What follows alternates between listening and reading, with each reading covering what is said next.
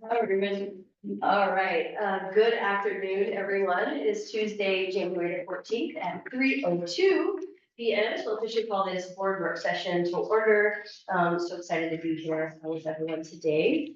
We're gonna go ahead and do a roll call, and as a reminder, the work sessions, we go all the way around the table, because it's more fun that way. That way we know who all is just participating in this, this dialogue. It's gonna take this note session. So, I'll start and then we'll go this way and we're talking goes. So, Carly, I use it in pronouns and I'm the director of District 1. Kate Cruller and District 2, board director. Troy Simpson, District 3. Aiden Halleck, student rep. Any plumbing, CFO? I'm using pronouns and HR labor relations staff. Andrew Mon, she, her pronouns, Director of Student Services and Special Education. Dr. Tanisha Fremstad, Principal of Cascade Elementary, she, her pronouns. And Scott Whitback, Chief of Academics and Schools, my pronouns are him. Dr. Justin Proctor, Director of PK-12 Education and College Readiness, and Rick Sheeher. I do. Dave Letching, him, District 5. And Dr. Kanzi Pedrosa, Superintendent, she, her pronouns. Thank you so much. And welcome to our guests joining both online and in person. So glad to have you here. Okay, so today we've got to approve today's agenda. Like I haven't done this ever. If I could get a motion to really move this, thank you. Second. All right, all in favor? Aye. Aye. All right, we have two items on our agenda today. One is, oh, this is the wrong agenda. That's okay, I know. One is to look at our strategic plan update, really focusing in on the FEMT and high expectations. And then the second is to hear an update from the Cascade View team about their improvement. I want to name that we did schedule a special board meeting at 5:30 to pass a really important resolution. And so I'm a terrible timekeeper. So thank you, Director Simpson, for being willing to keep us on track. And I'm just naming that because this is a work session that's intended to like dig deep a little bit. And also I want to just be mindful of the fact that we do have a hard stop so that we can get to that next meeting. So with that, I'll pass it over to Chief Whitback to get us started with our strategic plan update. Thanks, great, thank you. Okay. So first, as you mentioned, Director Hoover, this presentation today is to review the progress so far on our strategic plan and specifically our goals number 1 and 4, higher expectations and excellence for all, and also equity and empathy. So looking for the slide, we see the triangulated work which we use as a broad umbrella for all we're working on. Next slide. Was refreshing about our mission and vision statement, a big emphasis on anti-racist practices, and you'll see that throughout our presentation. That's also within our values, slide 4. You'll see equity and inclusion, as well as excellence are high priority for all of us in the district. Targeted universalism on slide 5 is it's our policy strategy, as it mentions here, and it's about what we expect and will want to ensure for all of our students, but also targeting those who maybe are more marginalized or who we haven't maybe given the opportunity to reach their potential yet. So this is how we do it. And our focus, as you all know, has been especially on students who are Black or African American as well as Hispanic Latino. That's where our biggest gaps have been, and we know we have the most work we need to do there. Okay, on slide 7 on our anti-racist goals, these are the 6 we've been functioning with starting last spring through to this year. A big issue is naming and disrupting the practices. We know they exist, and so we only feel we can make progress on them when we actually call them out and then take action specifically on what we're seeing. And a big element of that is also looking at anti-bias discipline, where we've seen students being over-disciplined for maybe the same behaviors that majority of students are not being disciplined for, not to the same degree, and then what we're going to do about that to right size that. You see it also reflects where we bring our student voice and engagement in our student group. Last year, through the direction of our superintendent, did a fantastic job of creating our anti-racist statement for the district. and that drives our work, and we're really proud to have our student voice so prominent in that. Slide 8, here learning happens. This is just restatement of our 4 strategic plan goals, and is going forward for this 4-year span of our current strategic plan, 2024 through 2028. Next slide for looking at analysis for goal 1, high expectations and excellence for all. Just slide 10 is some context background, and this is familiar to our board directors, and it's maybe more informative for those who might be joining us for one of the first times. We are looking at progress made toward last year's goals and also the SMART goals for starting this year. Last year was SMART goals, and those who are familiar with this, at the bottom of the slide, it shows what the abbreviations each letter stands for. It's mostly about getting specific, not like a non-example would be, we want to improve math. That's a happy thought, and it doesn't do anything to benefit children. So we need to be specific and measurable. What are we going to do about it? What's the action? And is it relevant? And there's a time by which we're going to measure how we're doing. The 2 new additions to what have been SMART goals now pretty much commonly accepted throughout different districts and a lot of businesses. They added the I and E, inclusive and equitable. And that really ties in perfectly to our focus on anti-racism practices. So on slide 12, our goal 1, and this is just going over different elements of our goals and showing where we are on that. And part of it I mentioned, kind of skipped over quickly on an earlier slide about context. So we know some of our goals from last year's version aren't exactly the same as goals this year. We know strategic plans are living documents and revise them based on new data coming in. And so not every goal still became the same priority or worded in the same way. So we try to reflect that change as we go through the goals. And comment, just in general, this is a comment about all these things. So that section there, 23, 24 result, it would really be much easier to read that section if it was in a table as opposed to kind of spread in the text. So that applies to all these. It's just much easier to see. Here's the goal, here's the actual, do we read it or not? Right, and that'll be an easy change for us to make the next time. Thank you. And so our state test, and we call it Smarter Balance Assessment. That is our state test each spring. And looking at what had been our SMART goal for last school year, the goal was to increase by 10% in each of the core areas. Then the results showing where the actual change in results from one year to the next. We see that 2 of the goals we did not make our goal. And on science though, on a hopeful note, we actually exceeded the goal. So we're looking at practices that we did that made that change, and what are we going to do? Is that transferable to making the same gains in the other areas? And then we show how that has evolved into the SMART goal for this year and beyond. Hispanic, Latino, and Black scholars improved their proficiency scores by 10% within 1 school year. And then next year we'll see how we do on it. Well, this will be an every year reiteration based on what is our progress and what will we adapt. I mean, if we meet our goals, we actually exceed it, we're going to accelerate the goals. No, but 10 isn't a cap. It's just we want to get at least there. Just a question quickly. Yes. So for this year, you're going after the ones who did not meet the goal. Does that mean we don't have a goal for science percentage? No, it doesn't. On the next slide, we'll see more about that. Yeah. So. She gave the clicker, so Oh, okay. we can keep better paces. Oh, thank you. Okay, you're perfect. Slide 12 then is thank you for the segue, Director Cruller. State tested science, showing that our last year, our SMART goal, and you can see the SMART goals tend to have been all students. And now what we're doing for this year is identifying specifically which students we're talking about. That takes it beyond a one size fits all to the targeted universalism we're looking for. So in this case, last year the goal was 10% increase in the 3 core areas, and that's where science tied in. That's where we exceeded the goal. But our goal from now on, for at least for this next year, is to continue specifically for our 2 targeted student groups to increase by at least 5%. We expect more, but we're going to at least that, and we will go from there.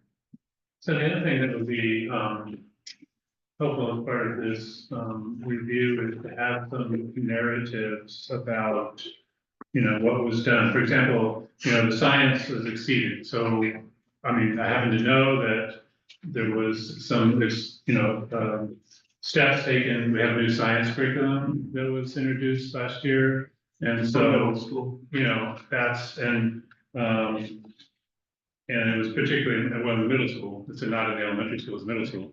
And so it would be kind of helpful to have, you know, and then in the math, we know in the elementary school for next year, or this year, this current year, we're having a new math curriculum. So some of that narrative, Yeah. what we're actually doing as a result of some of these things would be helpful, I think, as part of the review process. Yeah, thank you. And that's true. That would be great to add to the context. And we know that sometimes in the first year or two of a new significant change to the system, we have what you see as implementation gap. Sometimes there's a bit of a dip at first as people get used to which practices are maybe not as effective and they're putting aside, adding, becoming more proficient in new practices. So we still are aiming for a higher achievement every year, but we know it's possible we'll have some kind of dips, and then we'll see what that's attributed to. If it's more than just a normal implementation dip, then we have to take more action to make that, to rectify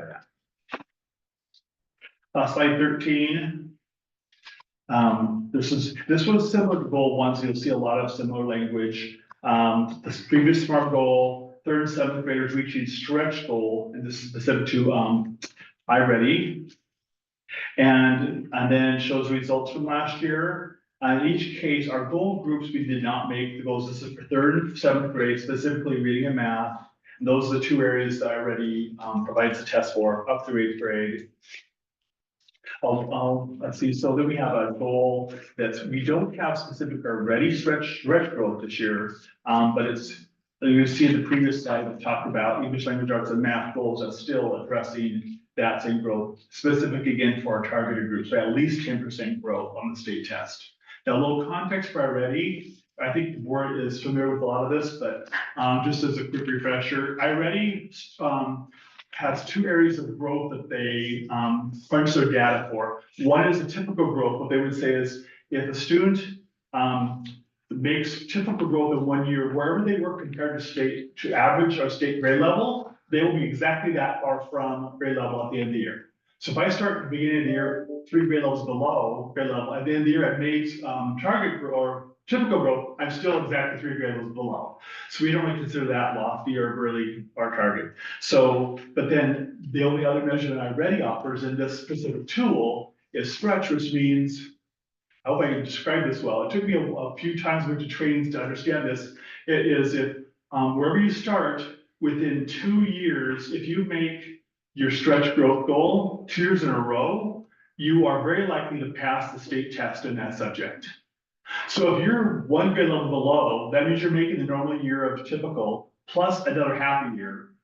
And the next year you do the same thing, then you'll be caught up, like you're catching it a year and a half each year. If you're 4 grade levels below, like you come in new to English from as a new student here, you might be like 4th grade, you might be 4 grade levels below because you don't have exposure yet to English. So that means students who make stretch growth, they have to cut the gap between where they are in grade level by half in a year. And that is very hard to do.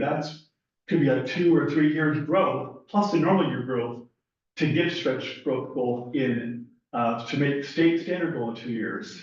So we're having to look at what might be more practical goal. We have some students have made that much growth. Some of the kids who maybe are brand new in English just make huge growth immediately because they're absorbing so quickly.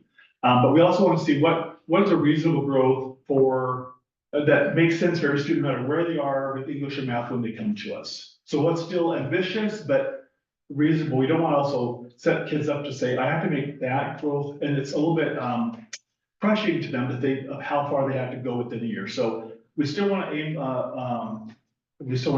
ambitiously, and we also want to look at what is reasonable along with the SMART goal.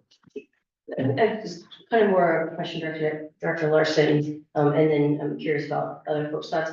Director Larson, when you talk so much about growth goals and you know, we utilize shifting our strategic plan to make them growth oriented, were you thinking about the stretch growth or were you just thinking about typical growth goals? that's a both of those. I mean, the whole purpose of the school system is to grow students, so it's both. But we're watching, the stretch growth is the way, since we have so many students that are 2 or more grade levels behind, the stretch growth is a good one to watch, because that's gonna measure more how we're doing with those students.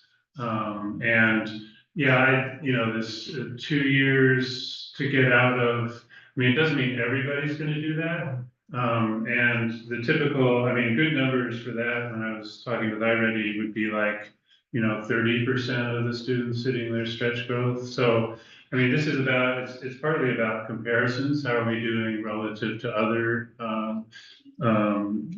students, other school districts, and just to see that we want to be doing, growing them as much as possible. And I would just add for last year, which is a nominally year, the difference between, when we think about, for example, when we're looking at student growth percentiles from the state level, students who were newcomers, for example, did not take that exam, right, for one subset of the test versus the other. Here, our students took this, whether they came in September, October, November, December, January, February, March, April, May. So that was an anomaly year. I'm not saying it can't happen again. But I do want to say that we had a large number of students that just kept coming in every month. And so they were, when they came in December, I know Dr. Farmstead had to put them right in front of the computer in January. So I do want to say that some of this data also captures the big increase of number of students that we had. And when this doesn't account for when they came in, but I agree with you. It's something we have to monitor and always monitor. It's a way of measure, it's a measure, to look at the effectiveness of our instructional programs. If we're growing students, more than the average, that says our program is probably pretty, effective. If it's not, then we should maybe be looking at our instructional program, in terms of curriculum, in terms of pedagogy, in terms of, but again, it's a measure, it's not the only measure. I think kind of what's, and I'm just kind of speaking here, I think what's kind of going on in my head a little bit is, like, how does this, so obviously, again, like the goal is that we can graduate students who are really engaged in their education at a high level, that are ideally reaching proficiency, right? We have to have some stretch growth for many of our youth and our students, our scholars, because of them being so far behind. And I also am curious about, like, if I see, so in 3rd grade math, for instance, I'm just figuring out a number. The goal last year was 26.6%, only 10.5% reached the stretch goal. So I'm curious, I don't know, like, do we want to make sure that we're at least focused, that like all of our students are meeting their growth goals, to then layer on the stretch goal on top of that? And obviously I'm not advocating that we change any of our goals, that we just, approve the strategic plan. I'm just kind of like thinking through. And maybe that's me being stuck in a deficit mindset. Because I obviously, of course, want to have really high expectations, right? For the beautiful things that our scholars can achieve. I don't know, this is just moving on anyway. Thank you for adding that. I really do, my personal bias, I see a lot of benefit in that. Same thing is, I see that the typical growth would be a foundation to be at least this much. And then stretching whatever percent beyond that, the farther you're behind, the more we want them to grow, to take less time to be able to reach their grade level. But I do agree that, taking that to the Director Larson mentioned too, it's one of many points we want to look at, the same picture from many different angles to get a better overall picture of just a quick distance. So that made typical growth from those kids who began the year test and the end. If kids come mid-year, we would see that mid-year to end of year growth, but we wouldn't be able to expect them to have the same percent of growth as they had only half of a year of instruction versus a full year. But still, that's one point of comparison, is everybody who started the year took the beginning year assessment and then the year, what percent actually met the typical. So maybe here's a question too, like, how are we using the typical growth numbers to inform how we then implement strategies to support that structure. Mhm. Does that make sense? Are you wondering what strategies we're going to do to get at that, or? How are those two data points used to support the other, right? So, like, I assume if we're still monitoring, we're looking at all these different things, or looking at, eventually we're looking at stress growth, we're looking at record, typical growth. That's what it's called, right? Typical growth? Yes. That's the right thing, okay.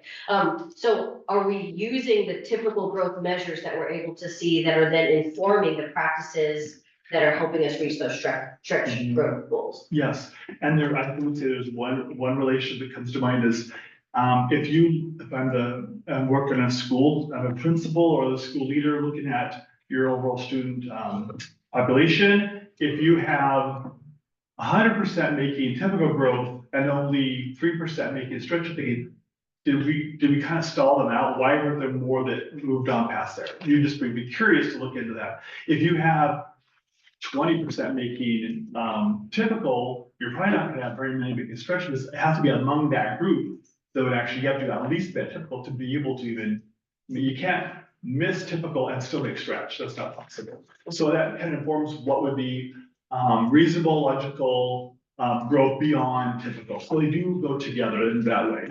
Can I add one more, can I just add one more little piece to this? So, and then how, you asked them, how does that inform what we do? That piece, right? And we had this conversation, I don't know, we had this conversation with our, one of our math departments, right? Because, and this is how we learn, you know, what's working, what's not working. One of the things we learned is when the math department was trying to sort of think through how to use this, there's inside iReady, there's actually a subset of instruction and interventions and lessons inside iReady that is tailored for those students. So for example, if I'm a teacher and I learn that my students are not making their typical growth in like maybe this, because it's divided in areas in this one area.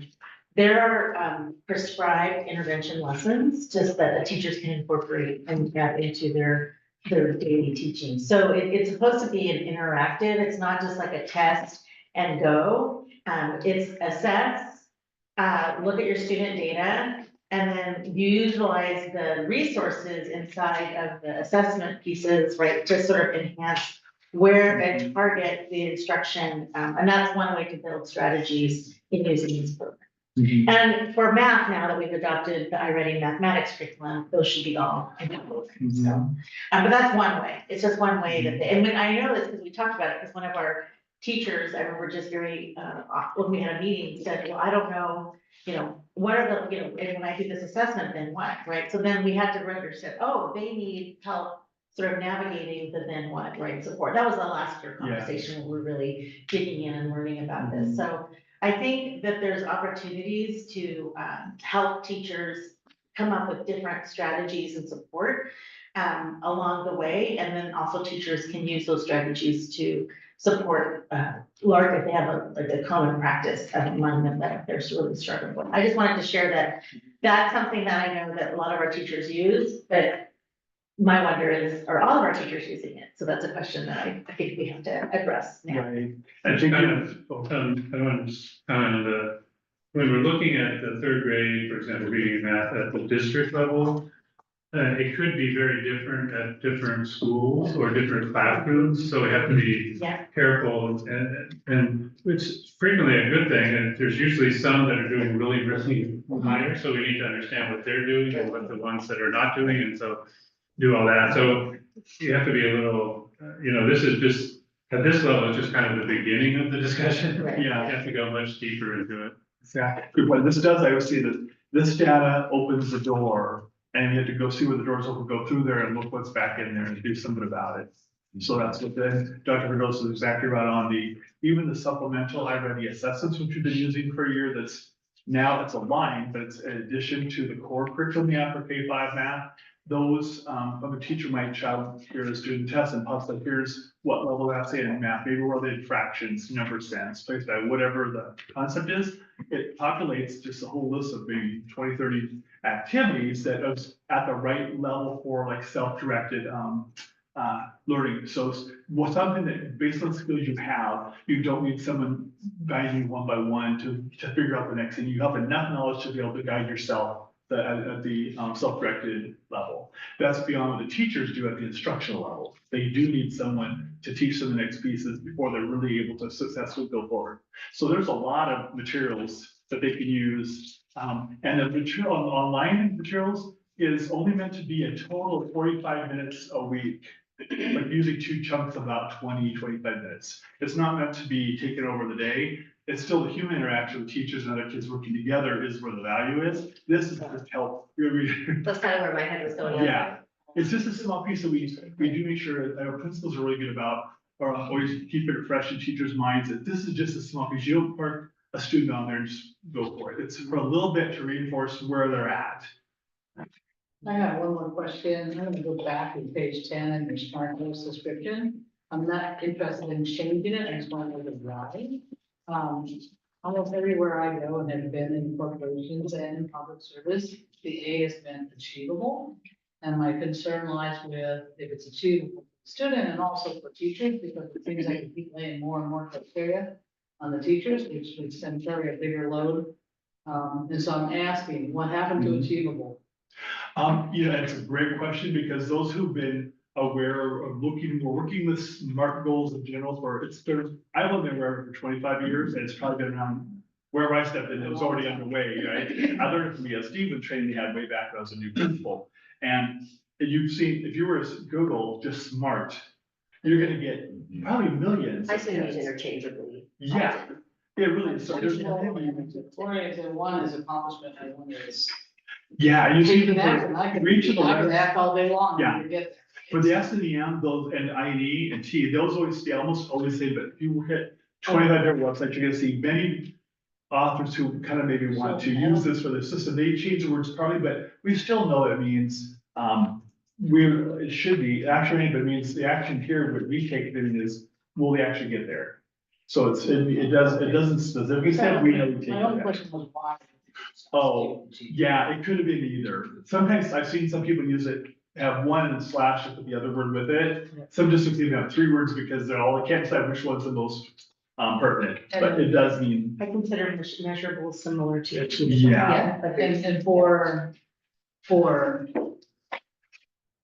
follow-up, do the teachers have input on this? Do they feel like it's achievable? Because when I talk to retired teachers and other teachers, they worry about, we balance them out and go, yeah, performance, proficiency and whatever. That turns into new data, new tests and new criteria for them to answer to. There, if I were to compare us from 2 years ago, is their load more now? Or is it less? And whether you want to call it action oriented, achievable, or measurable, or whatever, I just want to know if is it reasonable to expect them to get it done? Mhm. How do we know? We actually, that's a question, we just had a conversation with some of our, I just got a bunch of emails from one of our high school teachers asking about, growth versus and how we're measuring growth versus performance and, when we say 10%, so we're actually taking that information in. I also met with the counselors to talk about the high school and beyond plan and talk about that piece about making sure that this is a reasonable way we're wording it. So we're actually listening to the teachers. So the teachers I'm glad that they're emailing me and I'm glad that they're talking to me. Not on every subject, but I actually on the high school and beyond plan, I actually reached out to the counselors, high school counselors and said, okay, this is what we did. This is what we did last year. And I know the new high school and beyond plan is coming. So what is a reasonable expectation? So we are seeking input on some of these things. Maybe this is a place where we could really work with because they've now done already assessments. We can talk to them about some of this and get some input plans. So I'm for your world, this is the what, and you're the how, I just wanted to make sure. But yeah, I have We things in the water. We are getting some input on some of these pieces because it matters. Yeah. It matters.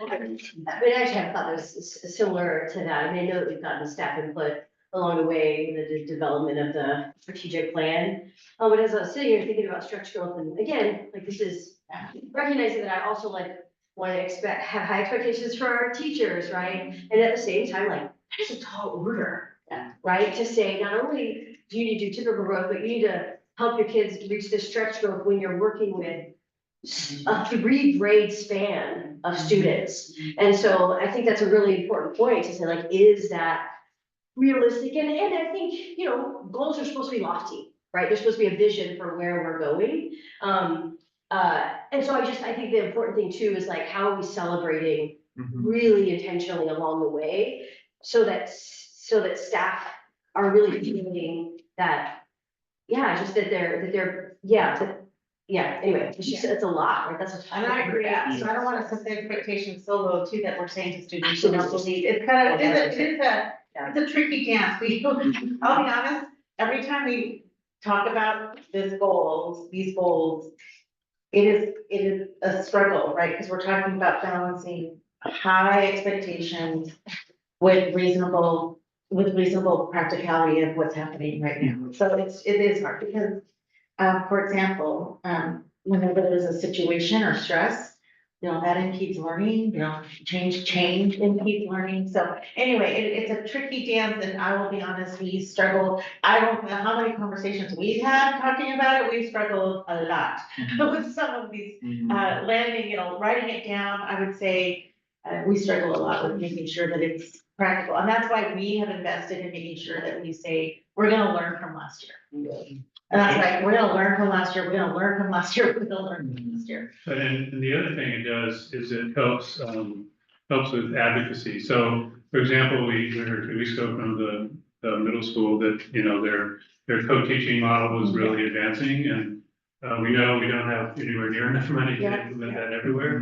But I would just use that today when I was advocating for us on a bill down in Olympia to increase that funding. So, you know, that's the other thing that comes out of this. If we get to a position where we find something is working and where we don't have enough money to spread it, that's the feedback we need to feed down into Olympia so that we can, you know, make the good case for getting more resources, which we absolutely need. Absolutely. And we heard from the middle school, they're implementing, you know, their PLCs, their inclusionary practices, which they're seeing good progress. I think we're seeing the good news is we're seeing promising practices everywhere. And I agree, how are we building off of that and continuing to push ourselves, but at the same time, keep it, that's why the SMART goal, right? It's reasonable, it's time bound, it's measurable, which is, you know, and then we also make sure that we're putting our strategies behind it, which is the action line.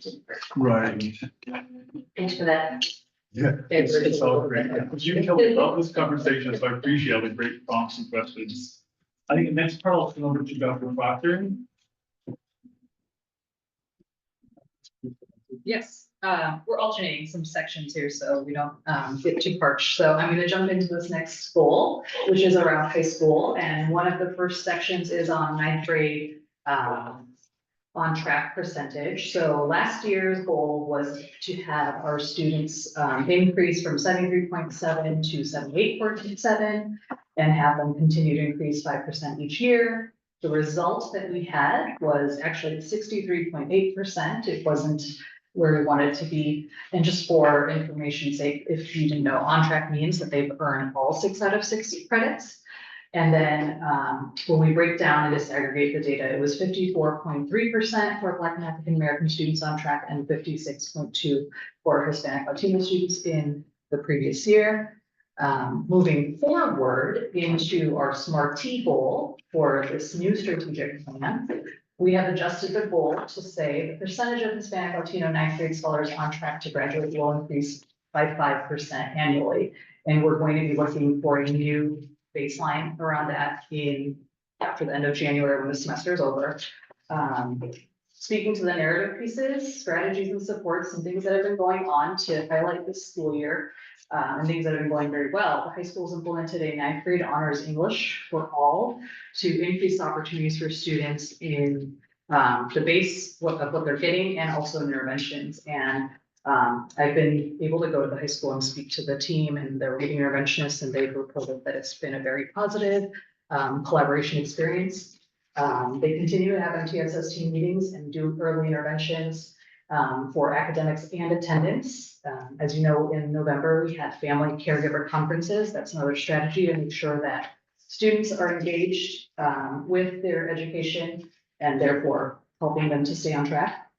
Our principal team is leading for the instructional change building wide, and the teachers are engaging in that. We are taking that feedback and working with them. And the teachers participate in PLCs to review the data and improve student instruction, as we go through this process. So I'm interested in, the high school was an experiment with the co-teaching model, I think primarily in math related to special education, if I'm right. I'm interested in an ongoing basis on how that's working for them or not working for them. We'll definitely find out more information and bring that back at another time. What's the model, and can you repeat that? I think it was, as I recall, it was in their math classes related primarily to either special ed students or for getting, into the gen ed classroom. Got it. Yes. Or MLL students as well, I forget, maybe both of them, but So I can the share. goal is to get them. Yeah, so that they are working on that to do more. So one of the things that happened when we came on board is in the middle and the high school, we minimized the number of non-accredited courses that are happening with students. Yeah. And part of that was that we had to then push in more students into 4 accredited Right. math and ELA classes. So that's one of the things that are happening. We're still in year 2, I think, of that Right, process. And I will add, so one of the things Principal Parker's gonna be working on, and I'll just share this because, so she's working on, building a consortium group with some of our neighboring high schools, with a focus on, mathematics and actually ELA, but the main focus is, we're supporting, NLLs in general education. So that's something she's working on for the next 2 years. So we're in the process of contacting, since I'm her supervisor, we're in the process of contacting some local, but high level of MLO. And so far, the 2 or 3 principals I already contacted are like, yep, we're on board. They're neighboring us in different districts. And since Foster is a one school, high school, I think it's great for them to reach out to other. I'm excited that they're willing to reach out and lead. And so they're looking at doing instructional rounds with some of these other schools so that they can learn from other high schools and that other high schools can learn from Foster High School as well. So that's one of their strategies they're shifting this year. And they're not gonna start till springtime though, hopefully for this year, for next year. So MLL is on top of mind in terms of how they're being supported in the general education classroom. So they're really trying to dig into that a little so bit. one of the challenges that I've heard with co-teaching from other districts is that you have to get 2 teachers working together. Yes. Which is not necessarily. That not happens always, I mean, it's automatically. not the way a lot of teachers have been taught to Yeah, work, so it can be a challenge, and so that's why I'm just interested in. But we have a lot of teachers doing it now. They're Yeah. actually finding it very successful. It does take a little bit of training Right. and working together. I know Dr. Parker's been, for example, thinking about how to redo the STEM labs, and that's why the investment in the PLC work we're doing is really critical. Yeah. PLC is really critical on that one. So. I'm gonna ask probably a silly question. The graduation rate percentage, is that the percentage of seniors who are currently enrolled and if they graduate or not, versus like watching a student who was just in our district and then they're likelihood to graduate? Yeah, Does that make it's, graduation rate wouldn't be a Are forecast. you jumping into the next one? Kind of, yeah, because I think what I was getting to is, one of the things I appreciate about the way that y'all framed this goal as well is if we're looking at a 5%, and again, this is again our I would say our baseline, right? The hope is that we're exceeding this, but if we're looking at 5% growth annually for our Black, African American and Hispanic Latino students, that gave me the ability to like see, okay, if by 2028, when this strategic plan is supposed to be sunsetting, we're looking at a 20% growth, right, over that time, hopefully more. So I just appreciated that you broke it down by like what it was currently. It's not the same in all of the other goals, which is fine. You don't need to change anything. I just appreciated that because again, it helped me see, okay, if we meet that goal annually, here's where we're gonna be in 4 years from now, which is really cool. And then the reason why I asked about the graduation rate is we're just thinking about how these 2 goals interact with each other. And so I wasn't sure if a 9th grader, if we're thinking about, okay, a 9th grade coming into our system, and then the graduation rate being tied to that 9th grader completing their high school Yes. career versus just a senior that graduates. That is why we track it in ninth grade, because if you become off track in ninth grade, that makes the graduation that much further harder to achieve. Deb, this is off again, could you hit the button?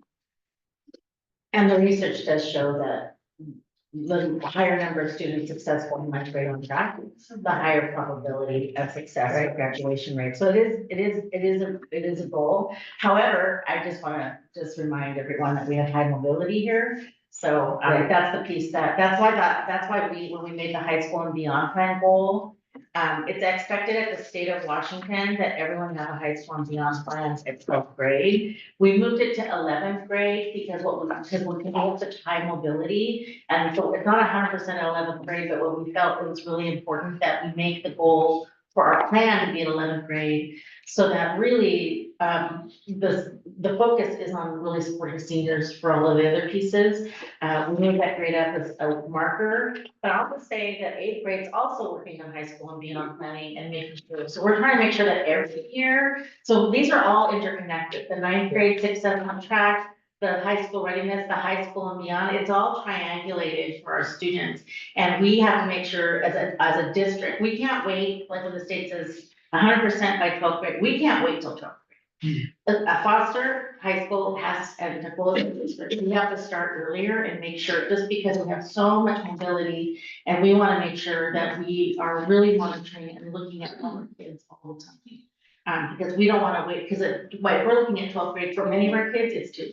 Yeah. Quick question about the chart we were looking at here, pre-COVID time, which is 2018-19, they were at 61%. And I'm just looking from like, right after post-COVID, we were at 73%, now we're down to 52%, lost 20%. So we'll Do you have any discuss that. reasons behind that? Yeah, we discussed that a little bit in the graduation rate, but it's a trend that, the ninth grade tracking trends also pass through into the graduation. And part of that peak or artificial growth is going to be the grading systems that we adopted during COVID. So there were lots of passes, lots of, credit, lots of, A's for showing up. And Lot there of was an apples and inflation in graduation just as much as you see in the ninth grade. And we just want you to see that there was a change. Because one thing I will be highlighting in the next section around graduation rates is that the graduation rate that we're looking at for the class of 2024 that just graduated includes waivers. And we won't have waivers in the coming school year. And so while we have a lot of great strategies and supports in place to make sure our students are successful, there may be a dip due to the lack of waivers. And we just want to make sure that everyone's aware of that. There has been a change, there is an arc, and we're monitoring it Those closely. waivers applied to, There were two different kinds of waivers. There's a state waiver and a local waiver. And out of the 24 credits that are graduation requirements, you can do 2 in your area. And during COVID, you were allowed to have 2 more. So it is conceivable in that wave of graduates for those 4 years, you might have actually only had earned 20 out of your 24 credits and been waived 4 of them. so when you say those waivers aren't, we're not gonna be doing those waivers in the future, that's because that waiver cap applied to anyone that maybe was starting their high school time during COVID. Yes. And now that group is sunset. which is why. So we still have local waivers. We don't have a COVID waiver. Okay, So a student who might just be getting by might still have 22 out of 24 credits, but they would have very specific extenuating circumstances as to why we utilize those waivers. And all those waivers are approved by me. Yes. I'm the final approver on all the waivers, and I really invested in that, reading every, it was really interesting, but really invested in reading every one of them and making sure that they were clear and concise, and that I actually had an understanding of the situation. So we don't, I would say we're working hard to make sure that the students really understand the implications for themselves, and also be empathetic and reasonable, because some people had really serious life-changing events that happened in their life that affected it them. also makes me wonder like, sorry, can I cut you off? Oh, it makes me curious about like, our elementary and middle school students, right? And like, obviously, there were significant impacts socially, educationally, and how, what things might be in place in middle and high school to support those kids, you know, outside of, you know, because again, it's like, there are all these COVID things, which are really great, are really helpful when they're gone, but the impacts are still here. So I don't know if there's anything that we can do locally or like in district to think about that, because obviously it's like those COVID waivers are going away. And as you said, like, the waiver, choosing those waivers like that has implications in and of itself, I assume, right? So just. Very quickly, if I'm the younger sister or somebody who got the waivers in my family, you know, they exist and we're not in sunset. So there's, I'm sure, extreme circumstances.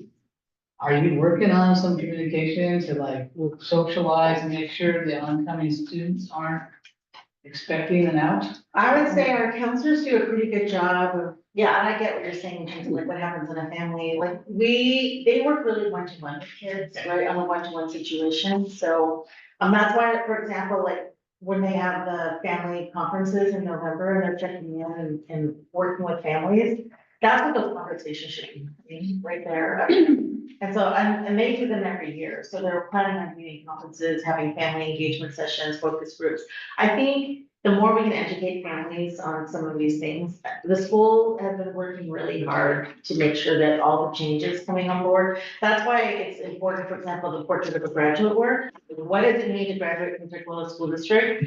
That should be led by Principal Parker, right? She's leading that work, and I think with Gary Krishner and I, we're all working together on that. And I think it's important that that come up there about all of those pieces, right? Because, and also just to let everyone here know, the graduation requirements will also be changing as well. They're having a big conversation around that. So there's a lot of change happening at the secondary level, right? And we're trying to get ahead of it. That's why we are in partnership with the State Board of Education, working with them.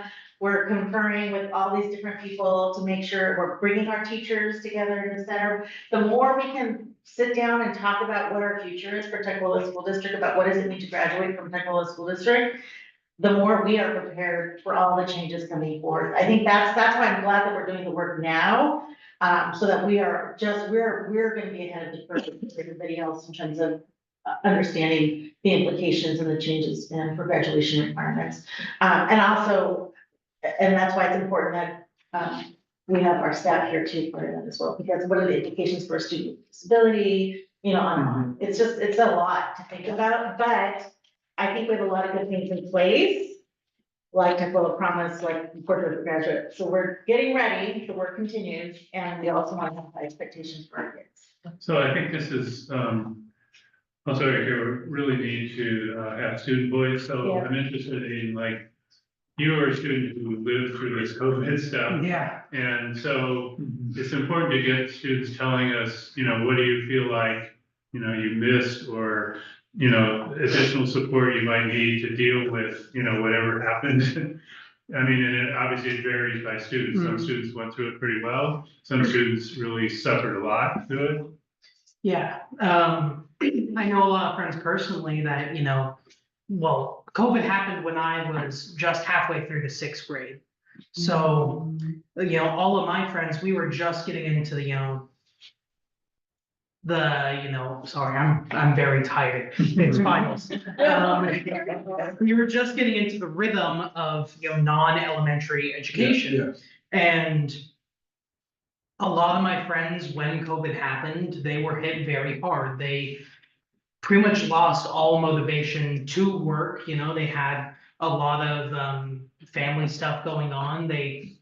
I have friends who had family members that died of COVID. But because of what they were missing, they fell behind severely. I know a lot of my friends failed a lot of classes, or if they would have been, in person, they would have failed a lot of those classes because they were not doing that work. And, I can still see the effects of that now with how they're performing now in those certain classes, like especially math. Math is a very big one that a lot of my friends struggle with because they're missing some of that fundamental roots that they were going to get in the 6th and 7th grade. And we see that now. Yeah, and we're seeing that now. Yes. if, there's any other more specific questions, I have, talked to a lot of my friends about all of these different topics. If you have any more specific questions, I can answer. Yeah, it just sounds like the need for, particularly probably at the high school level, and we're kind of doing this, is to inject some more resources into math in particular. To get them support caught up. Yeah, and that's why, I mean, in a way, I'll just say, like, when I think about the IELTS stretch goals, it's one of the things, it's a K-8 program, but we actually have it for 9K2, because the reason why is because we have so many kids behind, right? I wouldn't normally say, let's go ahead and do that, but our kids that are really struggling behind 2 to 3 years, teachers need to know what they're struggling in, bottom line, So it's just, but math has come up as the big deficit area that really students lost a lot of instruction in. And what I know, I took hard math in high school.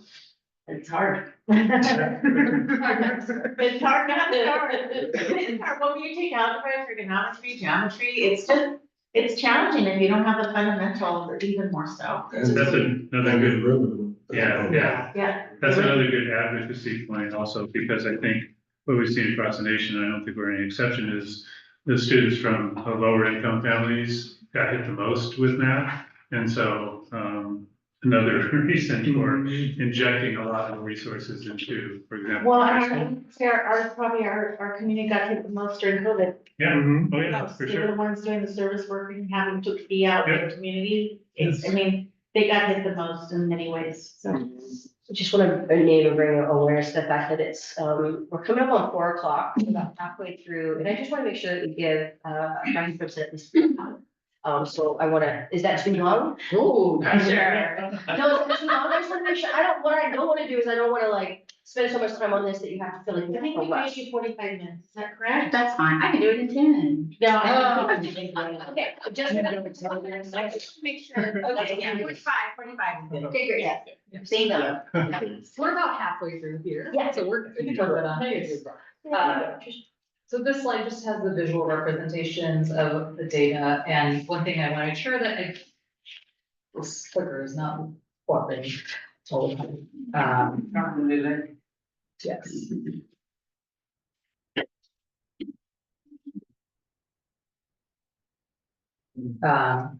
On this slide as well as the previous slide, you go back one. So it was highlighted slide 5A, but our graduation rate for Black and African American scholars was actually above the average for the school district and this, the high school. So just wanted to highlight that bright spot. And our new goal as a SMARTY goal is going to be phrased as graduation rates for Hispanic and Latino and Black scholars will increase by at least 5% annually. So we are going to switch back from graduation and school-related pieces to a slightly different area with the survey data around staff. Right. Okay. Let's see. Okay, so with this, slide 20, this relates to our survey for the Center for Educational Excellence, and especially the survey called Educational Effectiveness Survey. And the SMART goal for last year was the percentage of staff who answered positively on whether they hold high standards and expectations for students. And the goal was to move from 66 to 71%. That we see in the results, it was actually 59%. So we did not meet that goal. And for comparison, instructional staff. So one was all staff, one was instructional staff. So sometimes you might see a big difference whether people are working with the children or not. In this case, it was almost identical. So just a point of comparison. So our goal, the SMARTY goal for this current year and beyond, that percent positive will be increasing by 5% per year. What are the strategies that y'all are thinking about to move the needle on this goal? Because I mean, this is mindset shifts, right? This is culture shift. This is deeply connected to our anti-racist goals. So, yeah, and mindset shifts are hard, and require like really consistent, like, support. So what are some strategies that we're really looking at? Because this, again, this can't just be something that we're like, we want to see this increase. Let's set high expectations at the district level and then hope that that translates over. I think, Director Berto's work with the Race and Equity Lead Team, and then their work with principals to facilitate the ongoing professional development and the PLC professional learning communities ongoing is a big element, is making sure that the expectations, as you mentioned, is directly related to our vulnerable groups, targeting our Black, African American, Latino, Hispanic groups, and what is their perception of, what's their belief in the student's capacity? So like you said, that's, everybody's gonna say, oh yes, I have high expectations, standards. Do they show it? And do people intend to, but then it's more a matter of kind of teaching, what does that look like and feel like to the students? Some cases also with this site-based staff who work directly with the kids, talk about how do you street data, ask them how, in fact, with the interviews, how do you feel? What does this feel like to you? What would make you feel like, we believe in you and we think you have great potential, those kind of questions to get at what do they perceive. That takes it beyond just, like you said, hope is not a strategy. Just But I continue. think say that we have to acknowledge that it went down. If you look at it from Yeah. 22, 23 to 24, right? So our goal was to have it go up to 71% from 66%. What happened was, when you look at it, 66% to 59%, it went down, right? So Yes. I kind of wonder, that's something that I think we need to talk about. There was a lot of change, a lot of system change, the budget, there was so many things. But that's huge, that's a huge significant impact. And I think we're trying to implement, the changes we have to do.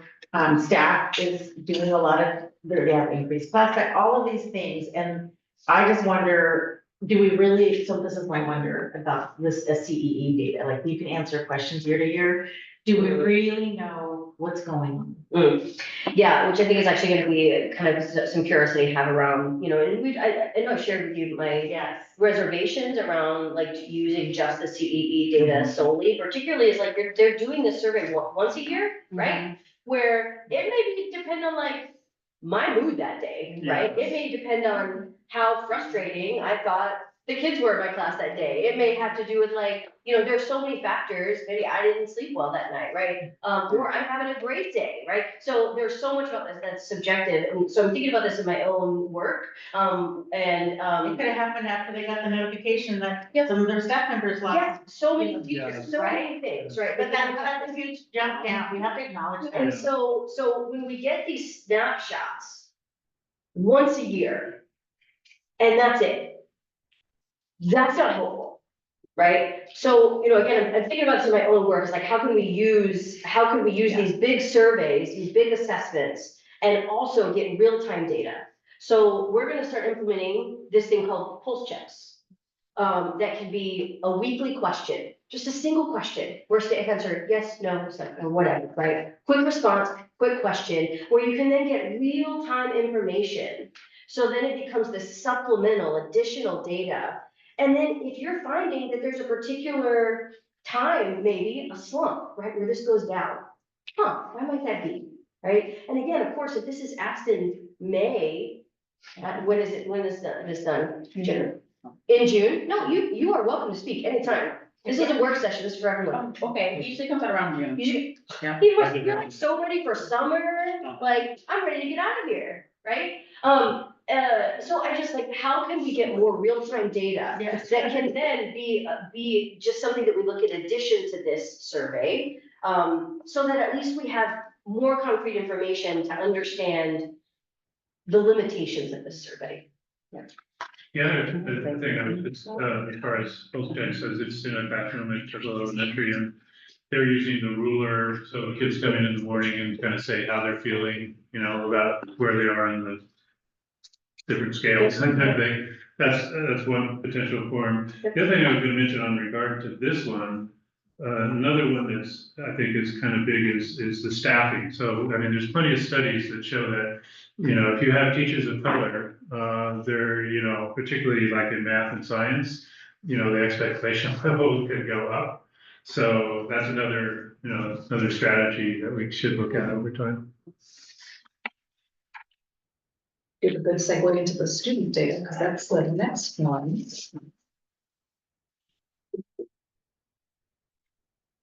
Right, slide 22, which is the right one, okay.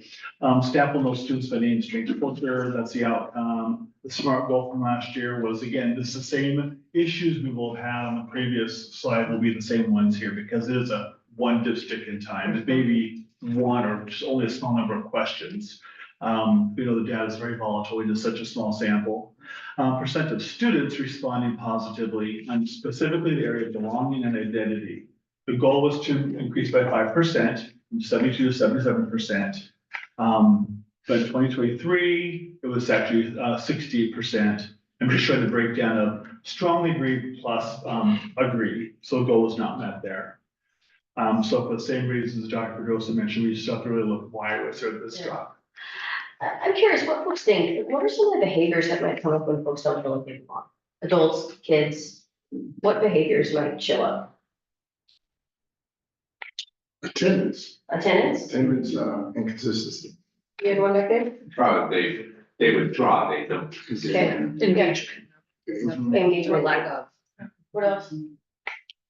Maybe like outside of, so like engagement, are you talking about like engagement with curriculum or engagement with like their peers? All of it?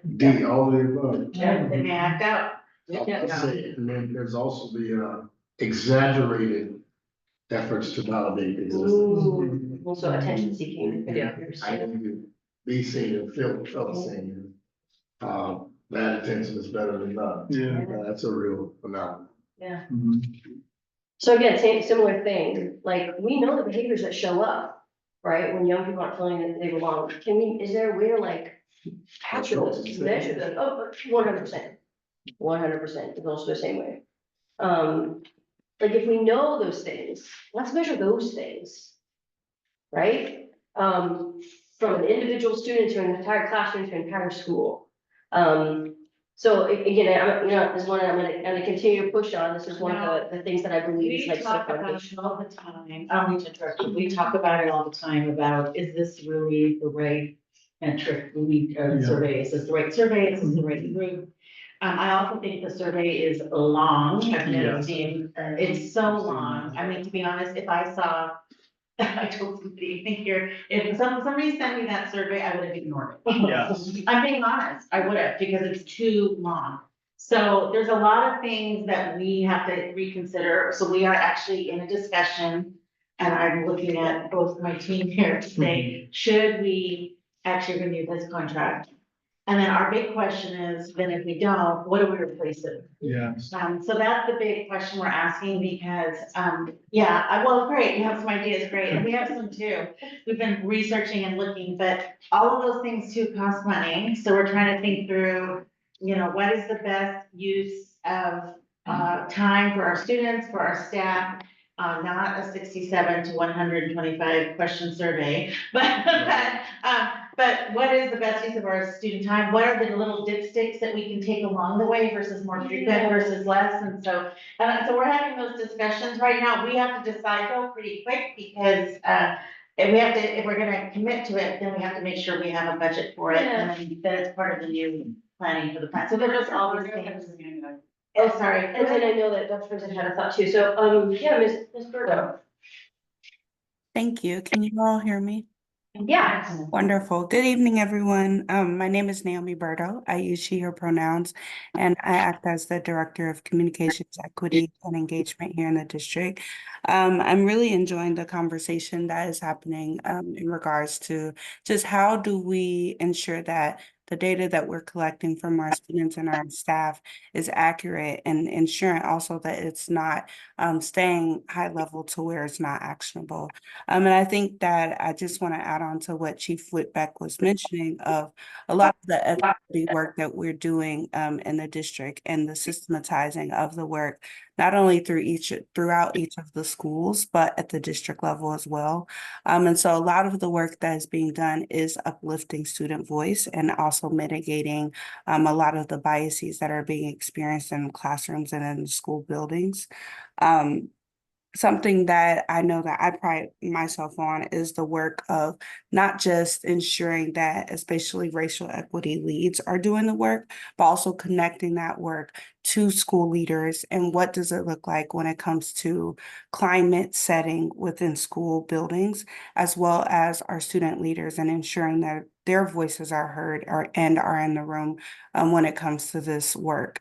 And so I'm bringing all of this to say that in many ways, double tapping on what you all are discussing, just to say that this groundwork and the street data that you're mentioning is very much something that we're starting to lay the foundation of, ensuring that our students or scholars feel like their voices are heard and that it's really uplifted in the work that we're doing. So we're utilizing their voices and their wisdom to inform us as to what we need to do from here on out. And so I appreciate also, Dr. Pedroza, what you're saying with our climate survey and just seeing what does it look like to transform how we collect this data on a very high level, but also ensuring that in the day-to-day that this data is also collected and is taken into account when we make our decisions. So I just want to kind of start to connect those pinpoints that I'm hearing in the room, but also connecting some of the work that is done day to day with our educators and our leaders and making sure that it's also uplifted, that we definitely center and prioritize the voices of our students in attempts to expand the Superintendent Student Advisory Board, as well as so many other leadership opportunities that are available for our students in the district. Thank you so much for chiming in that context.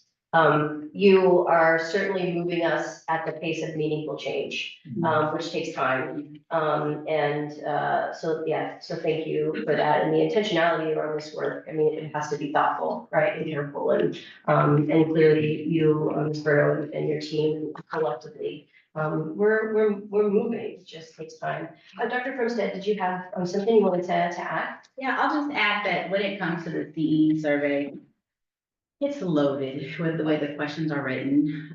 A lot of the times the questions are written as statements, not always questions. And so the question is, can we look at those questions under statements prior to them going out?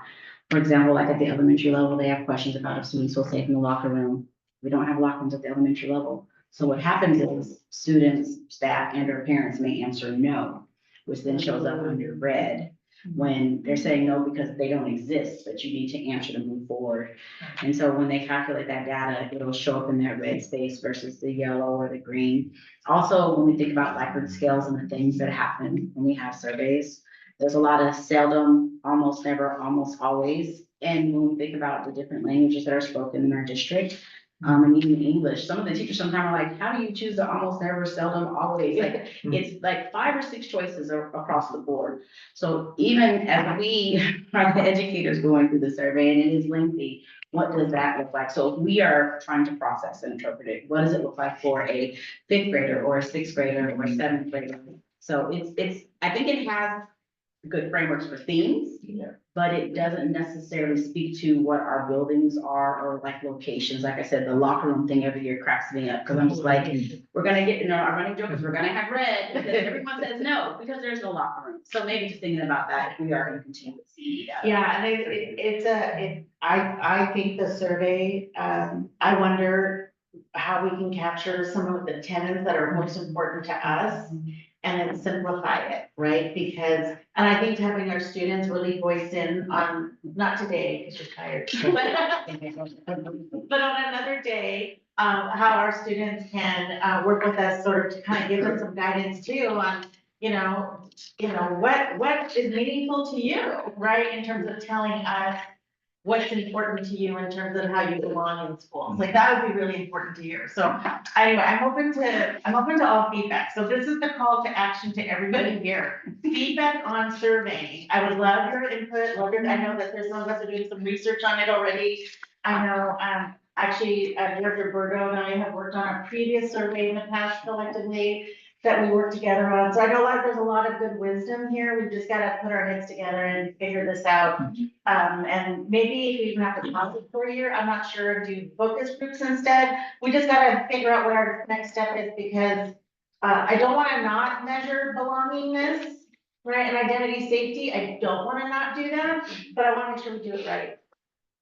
The other aspect of this, like your friend said, referring to the 1 through 5, versus, so the alternative is kind of maybe a free form text, and that, in the past, that has been very burdensome to analyze if you have a lot of free form text, but actually nowadays, there's actually some pretty good tools out there in the AI space that can analyze that stuff pretty quickly. Gotta use it.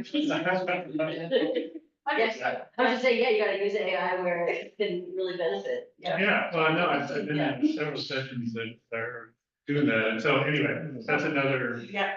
aspect that, because it's always frustrating to me, this 1 to 5 thing doesn't really tell you any whys about it, it's, there they are, and then you have to do street data or focus groups, but there are some other technologies available to deal with that now. Very quickly in change management, and a lot of people, I heard the word pulse check earlier, and that's really one of the tools of change management.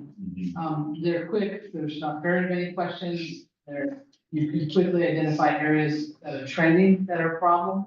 Then you can dive deeper there, but having these, what I think I just heard described as long and intense surveys that you wouldn't want to fill out if it came to you an email home. I agree with that, and it just seems like you might want to find 5 high level measures, just kind of get the vibration through the floor and then start, zeroing in on areas that are of great concern, especially right now. Yeah. Because of what is about to change politically across the country. I think this is the time we need, and that's why I'm worried. I agree with your quality, but I'm worried about waiting a year. Yeah, I agree. And that's why we have to make some quick decisions. But we also, like I said, I wanna do it right. So. Right. So this was a CE discussion.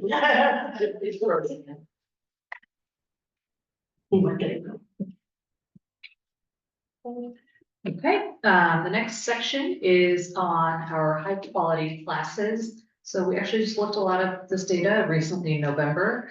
Our previous goal from the last strategic plan was not measurable. It was only to establish the baseline because it was a statement. So we established a baseline, and you guys examined this data here that is represented on the right side. And then when we take a look at how we are going to adjust it for our new strategic plan, our representation is going to increase by 5% in each of our targeted subgroups of Hispanic, Latino, and Black African American scholars. Some of the things that we'll be using are utilizing a new grant that we have for dual credit courses to improve our systems for student and scholar access. We're going to continue our HiCap testing and referral process.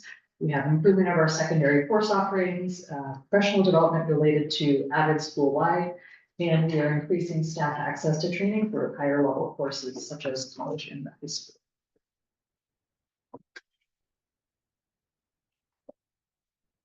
And then multilingual student progress is our goal. Our SMART goal from 23-24 was to hope that 100% of MLL students who qualify for ELD services would exit within 5 years.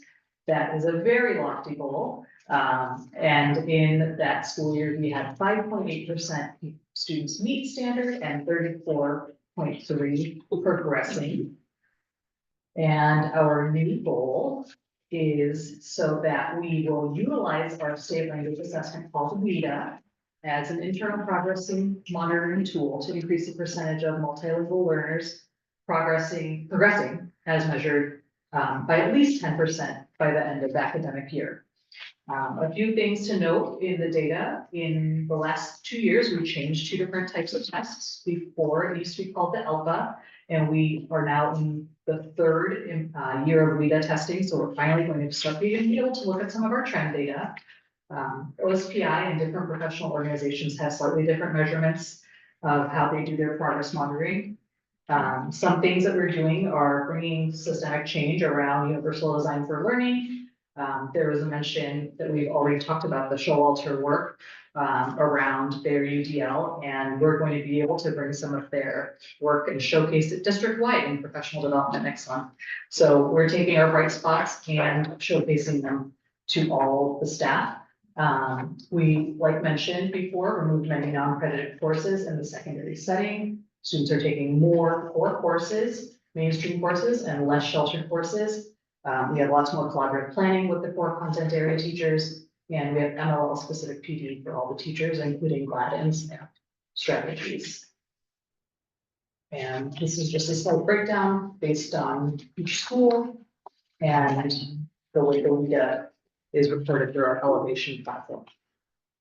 So this is the new, this ELL elevation, that's a new thing to me. So you said you're considering, I don't know, so you have your 15.7% progressing by that measure, where versus the 33% or whatever through the WIDA. What's going on there? Yeah, so on the slide where it says the 34%. Yes, 34. OSPI doesn't actually define how they got that 34%. We've got an ask out to them to tell us how. We obviously know what meeting standard is, but what is progressing to them. For us within our. I think it was just defined right below there. Making sufficient progress based program within 6 years. But sufficient progress is still like a big term. Like it doesn't say like how many levels or how many points. So.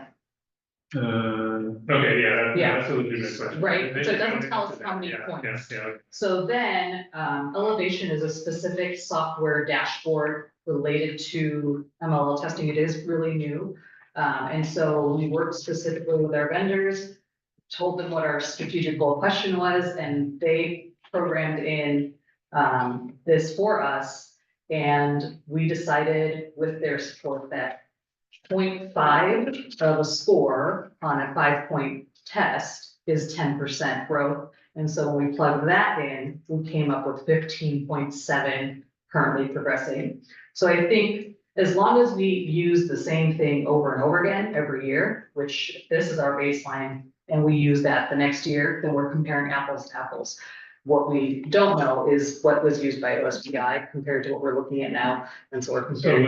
what is elevation's definition of progressing? We created that definition. It was 0.5 on a 5-point scale is 10%.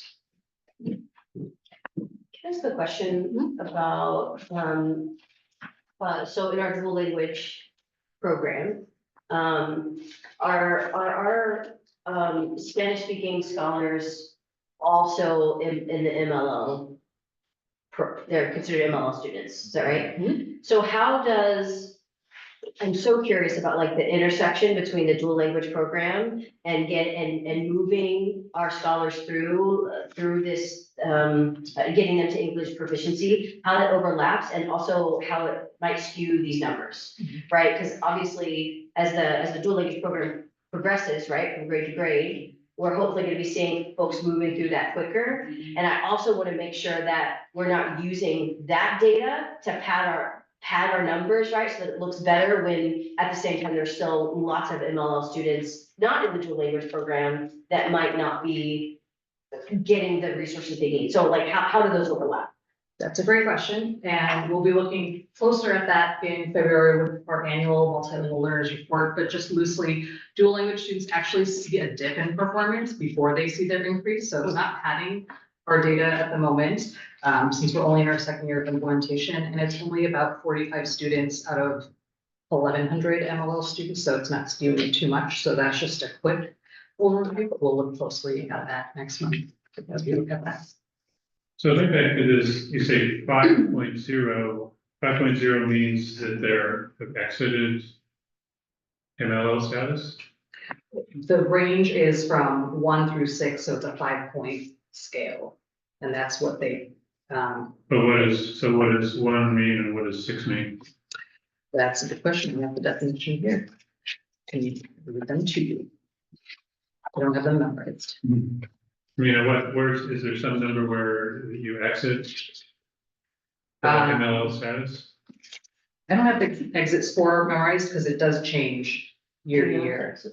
I don't know it off the top of my head, yeah. I should know it, But it's kind of, in level one is considered entering, level two is emerging, level three is developing, level four is expanding, level five is bridging, and level six is reaching. So just like the SBA has cut scores that adjust year to year, the WIDA doesn't. Oh, I was gonna say, it sounds a lot like, I don't have all the WIDA ones in front of it, but it sounds a lot like WIDA's categories. Those are WIDA categories, yes. Oh, but I thought you were saying, Elevation is a platform built specifically to twine with the WIDA scores. Elevation is not an assessment. Elevation actually is a dashboard that we incorporated last year to help us capture the data, and it does, for us, and it's for teacher purposes, and actually, principal purposes, helps them actually look at, for example, when they look at their WIDA scores, just like, when the teachers look at iReady, right, and they can take an assessment, the elevation dashboard can actually assess through the WIDA assessment, what is a focus area for a student. So for example, if a student shows, and I know they just looked at it like a month ago with somebody and I was looking at, I just took a little dipstick to see what's going on in here, who's looking at this, blah, blah, blah, blah. So, but I could pull up a student and then highlight their score. And then like that dashboard, it actually elevates, so these are the two growth areas for the student specifically under the WIDA assessment. So for example, it could be vocabulary development, or it could be comprehension, or it could be linguistics, whatever it is. And so that is information for the teacher, and then they can actually then have that information so they know how to dig in a little bit. That's something that I think we just launched it last year. It actually was piloted at Showalter. We did some training with some of our staff. There's a lot of our MLL teachers are using it, many people. And it actually, they've been working with us to have other assessments go in there so we can compare. But it's a dashboard, it's an internal dashboard so that teachers can use it to sort of really assess, but a focus on MLL. So it's not an assessment, but it does capture all of our assessments. okay, so it's a way of. Yeah. Okay, I'm not sure, using a different measure of progressing.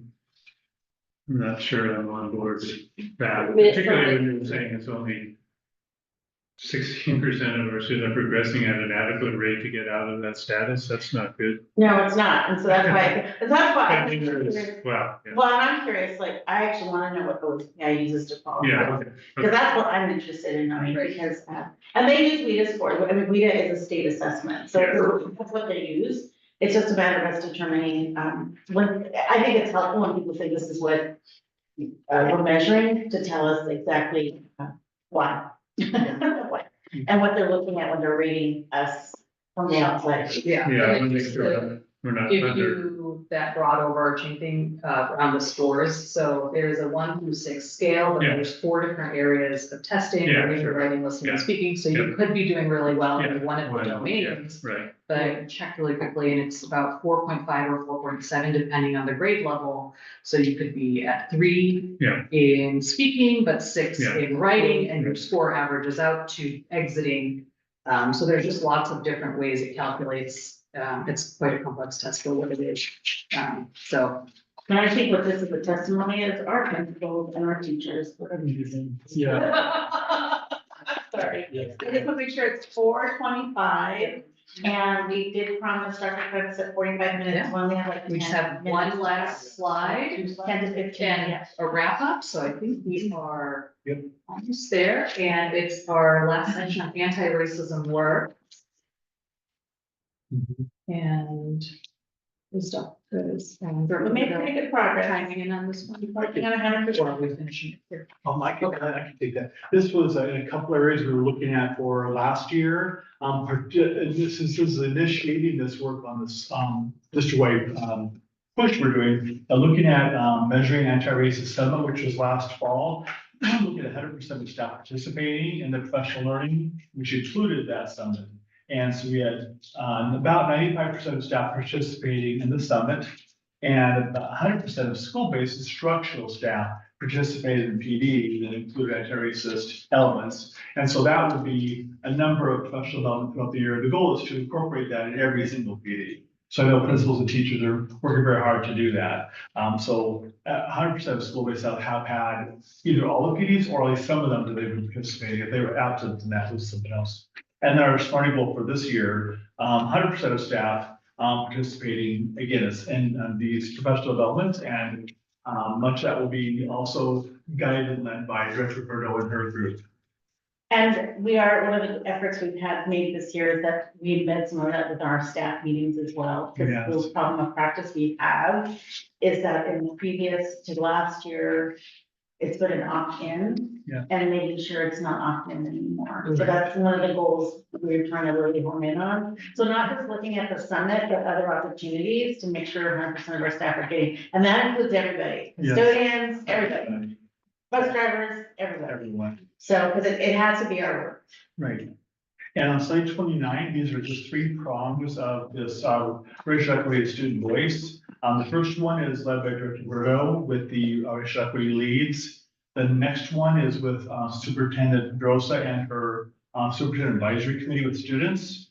And leadership equity is myself, Dr. Proctor, and Director Mon in our ongoing monthly principal trainings that incorporate this. Part of that is to preface the information their teachers will get, so they're ready to guide, lead, and capably lead the PD that the teachers will be getting after that. And then for our final section, final slide, look at slide 31. This is just a breakdown of some key points of our analysis of learnings we've had through this analysis and identifying next steps. So these elements we've addressed throughout our conversation today. We've noticed significant gaps still. We're being very upfront about this, especially with our focused vulnerable groups. We talked about I-ready stretch growth, what that means.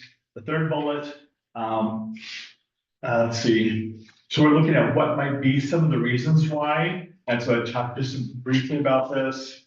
And our last one, our educators, again, as Dr. Gross said, I want to second that motion that our educators have done great work stepping into this work, and also balancing the need for belonging, safety, welcomeness, the basic needs, as well as educating academically. Our next steps, 5 bullets there. We will look at academic interventions, which I know our principals and staff are working hard. They have fewer staff to facilitate the interventions, but they're still working to creatively do that, specifically for our kids who are not yet moving to their potential.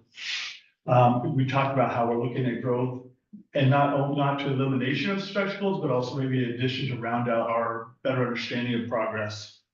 And we also want to look at board support for prioritizing budget for next year. We know we are English language arts, our reading program. I don't know for sure when it was last adopted. I think it's been around for a while, and we are due. We could really use a better program. So look at that.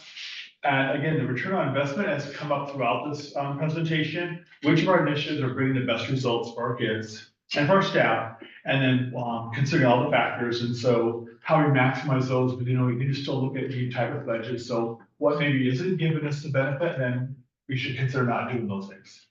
And the last one, continue refining our practice for differentiating instruction. That's our final slide. I'm gonna go over a few things, kind of saving, letting everybody go, because I know we have to go for time. So if we go back to slide 12 and 13 real quick. I appreciate having ended it, that's on there. So when we go to the students that aren't passing or we didn't achieve our goal, my ask here is, and I know we were in this meeting last year, is why? What's our course correction? I don't see a course correction here for an explanation. I did see the bullet points at the end, but what does that mean? That's a very general thing. We're going to do more intervention. We're going to do something. I just need to get that more specific what we're going to do. When you say programs that get our bang for our buck, I want to know what those programs are when we're sitting in this. We're already halfway through the school year. So we need to figure out and identify those so when we do the budgetary thing, right? Which ones are working in those. So it needs to be more specific, please, for me, you know what I mean, for here and what we're doing and why, if we're not meeting our goal, why we think that is. And then also, if we can move on to slide, sorry, here, I think it's 16. What's gonna be really helpful also for me, so that I wanna be able to ask intelligent questions is when you have the grade on track, and then you have the percentages here in the the blocks here, I wanna know the number of students. What's the number of students that make up Asia Pacific? What's the number of students that make up Asian? I want the number of students, I don't know what percentages here. And then my other question is, when we do 2 or more races, is that its own block? Or are they, so 2 or more races, so they're not identified in black, or they're not identified in white, they're just gonna be just 2 or more races, it has its own block, and it doesn't bleed out to anything. Okay, perfect, that's what I wanted to be sure that I wasn't being double seen there. And then also, when we have our high expectations goals at the very beginning, I wanna know, as a school district, what's our pie for this chart here? So when we see the races that we have, how many black students do we have? If we're gonna identify, I wanna see the whole pie as a total and then broken down for here. Can I ask a clarifying question on that? Because I guess I'm a little confused. So if someone identifies, if they check that they are Black and also Latino, then that's 2 or more races. So then they only get categorized in the 2 or more races and not for that racial identities that they hold separately? Interesting. Oh, okay, sorry. Okay, so if that would be helpful, so then I can understand better when we're looking at this information for me. I'm sure you guys have all that and everything that's gonna be there. And then was, 16, perfect. And so that's just gonna bleed out the whole thing, then I can better understand when we're talking about students and identifying stuff. Please. That would be great, thank you. Can I ask a clarifying question? Yep. I know we talked about, like, for example, when I did that presentation on retention and this and that. So you're asking specifically what kind of interventions and how the intervention process, you're asking for more specifics around the MTSS process and interventions and those and timelines and monitoring. Is that what you're asking for? I'm just trying to make Good sure. question. Yeah, no. So this is what I'm gonna just give you an example. You're gonna fill in the blanks because you know the information. So if you say third grade, right, doesn't come. So what I have to identify is, all right, so if you test at the 3rd grade level, and then next year it went down. So me not doing the testing, are you testing the same 3rd graders in 4th grade and they haven't improved? So we're following the same test, right? That's going through there. Okay, good. So that's a very good clarifying question for them there. And then if it's gone down with the extra year that we've had, why? That's what I'm asking. Why have they gone down? Is it because we have an increase in students? Is it because we have a lack of staff? Is it because the stuff that we're not offering is meeting the expectations, the scores have changed in the state, whatever that reason is, I need a why there. And then what's our course correction that we're going to meet it the next year? I don't want to get a report that says it's 5% down, right? And then I don't understand to help us prevent it's not gonna be 5% again, right? That's what I just need that. Connect the dots for me, that we are moving in the direction that's up there. And then the bullet points at the end was very helpful, but then those are still too general for me. As far as, well, we're going to look at this, we're gonna see what ones, I wanna know which ones we've identified already as a staff that's not working. And then I wanna know which ones we are gonna put the money into, and is there something else out there that we think may help our students, and we can bullet point that so that we can get that program in to replace the ones that aren't working as our population's obviously changing. That's all I'm looking for. So just your information. Thank you, Director Charlie. If I may, I want to chime in. Piggyback on that too. Let's start this over here. Because it helps us, we engage the community and, a lot of times they're not interested in the percentile. We have it down and here's some ideas as to why, here's our approach to it. And here's what the expected outcome is, and we'll be back with you. Those are the kind of conversations that we actually have. We don't have the opportunity to have pie charts and all that stuff, so it does help. It's not just, I don't want to come off as just giving you more work and work safe, but we end up engaging, we're happy to be accountable to a community that wants to hear it in practical terms. But mad respect for your acumen to it. And I'll circle back. When Charlie was talking about the percentile and the number, I would even argue both help. Because the truth of the matter is that we just put the number of American Indian students, I still, this is a provocative question, what percentile of that? Yeah, I don't mean to take that away. And so that does help. And, yeah, and I get it. That does sound weird that, a multiracial person shows up just in the multiracial. But if you don't, it runs up showing up as 3 students. Sure. And that'll throw all the numbers off. Yeah. Particularly if Charlie and I want to know how many students that is. That's what the faults of the reporting system. And things might start smoking. Well, the one area that's really challenging for us and in that 2 race category are our Native American students. We are, we have, federally recognized tribal relations. And so I would say the 2 more category makes it really challenging for us to comb through that data to make sure we're capturing all of the Native American students because there are expectations with our partnerships with our tribes. It's come up over and over again. It's a constant. And I also think students who may identify as one thing or, it doesn't, 2 or more doesn't capture everything. And it actually misses quite a bit. So I agree, it's a challenging issue. And, but it's a problem in every district. I remember when that was even there, so. So this progress, right, I guess. So I just want to add that and express my appreciation and respect for the depth and the quality work. But some of these requests are so that we can articulate it in a fashion that people actually. Yeah, because you get asked questions. All the time, or interviews and all that stuff and. Well, Thank you. I say it does just because you guys were talking, I know we only have a few minutes left, so I say it up and just wrote down a few things, so I appreciate that. Thank you. All right, thank you. Right, Dr. Cranston. Oh, it's my turn. Okay. All right. You gave me the clicker. All right. Great, okay. Okay, cool. All right, sorry. All right, so, good evening, Board of Directors and Dr. Pedroza. Thank you for having me here today.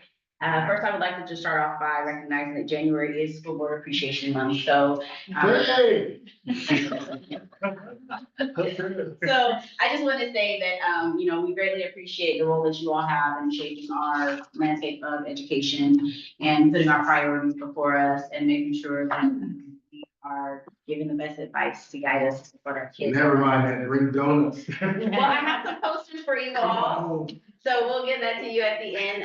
So just want to say thank you on behalf of Cascade View Learning Community, and we'll get started.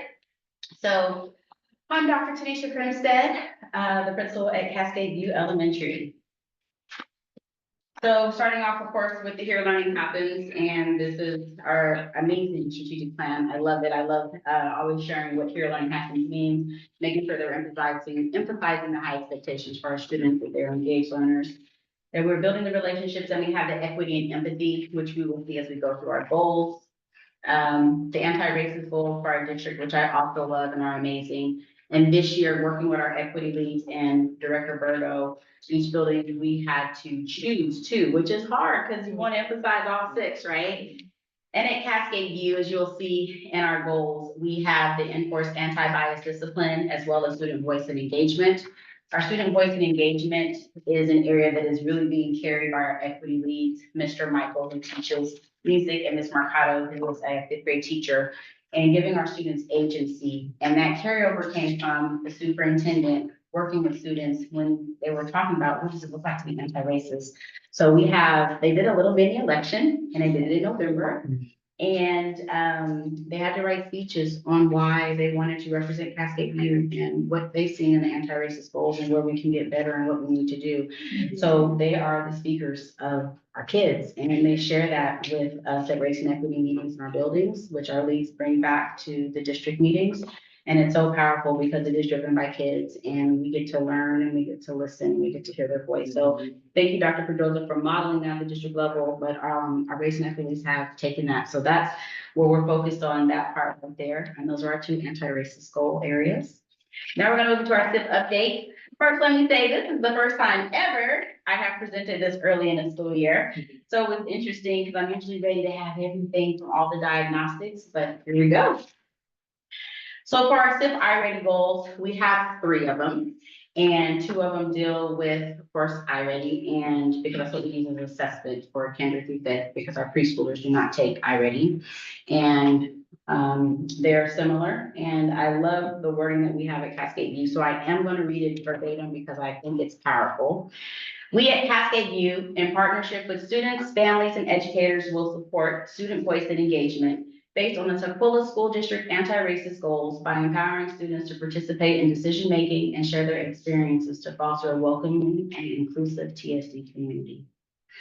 And so this is our overarching entry into our goal, and our goal is by June 2025 that we will grow 15% on the metric when it comes to reading and math and I-ready.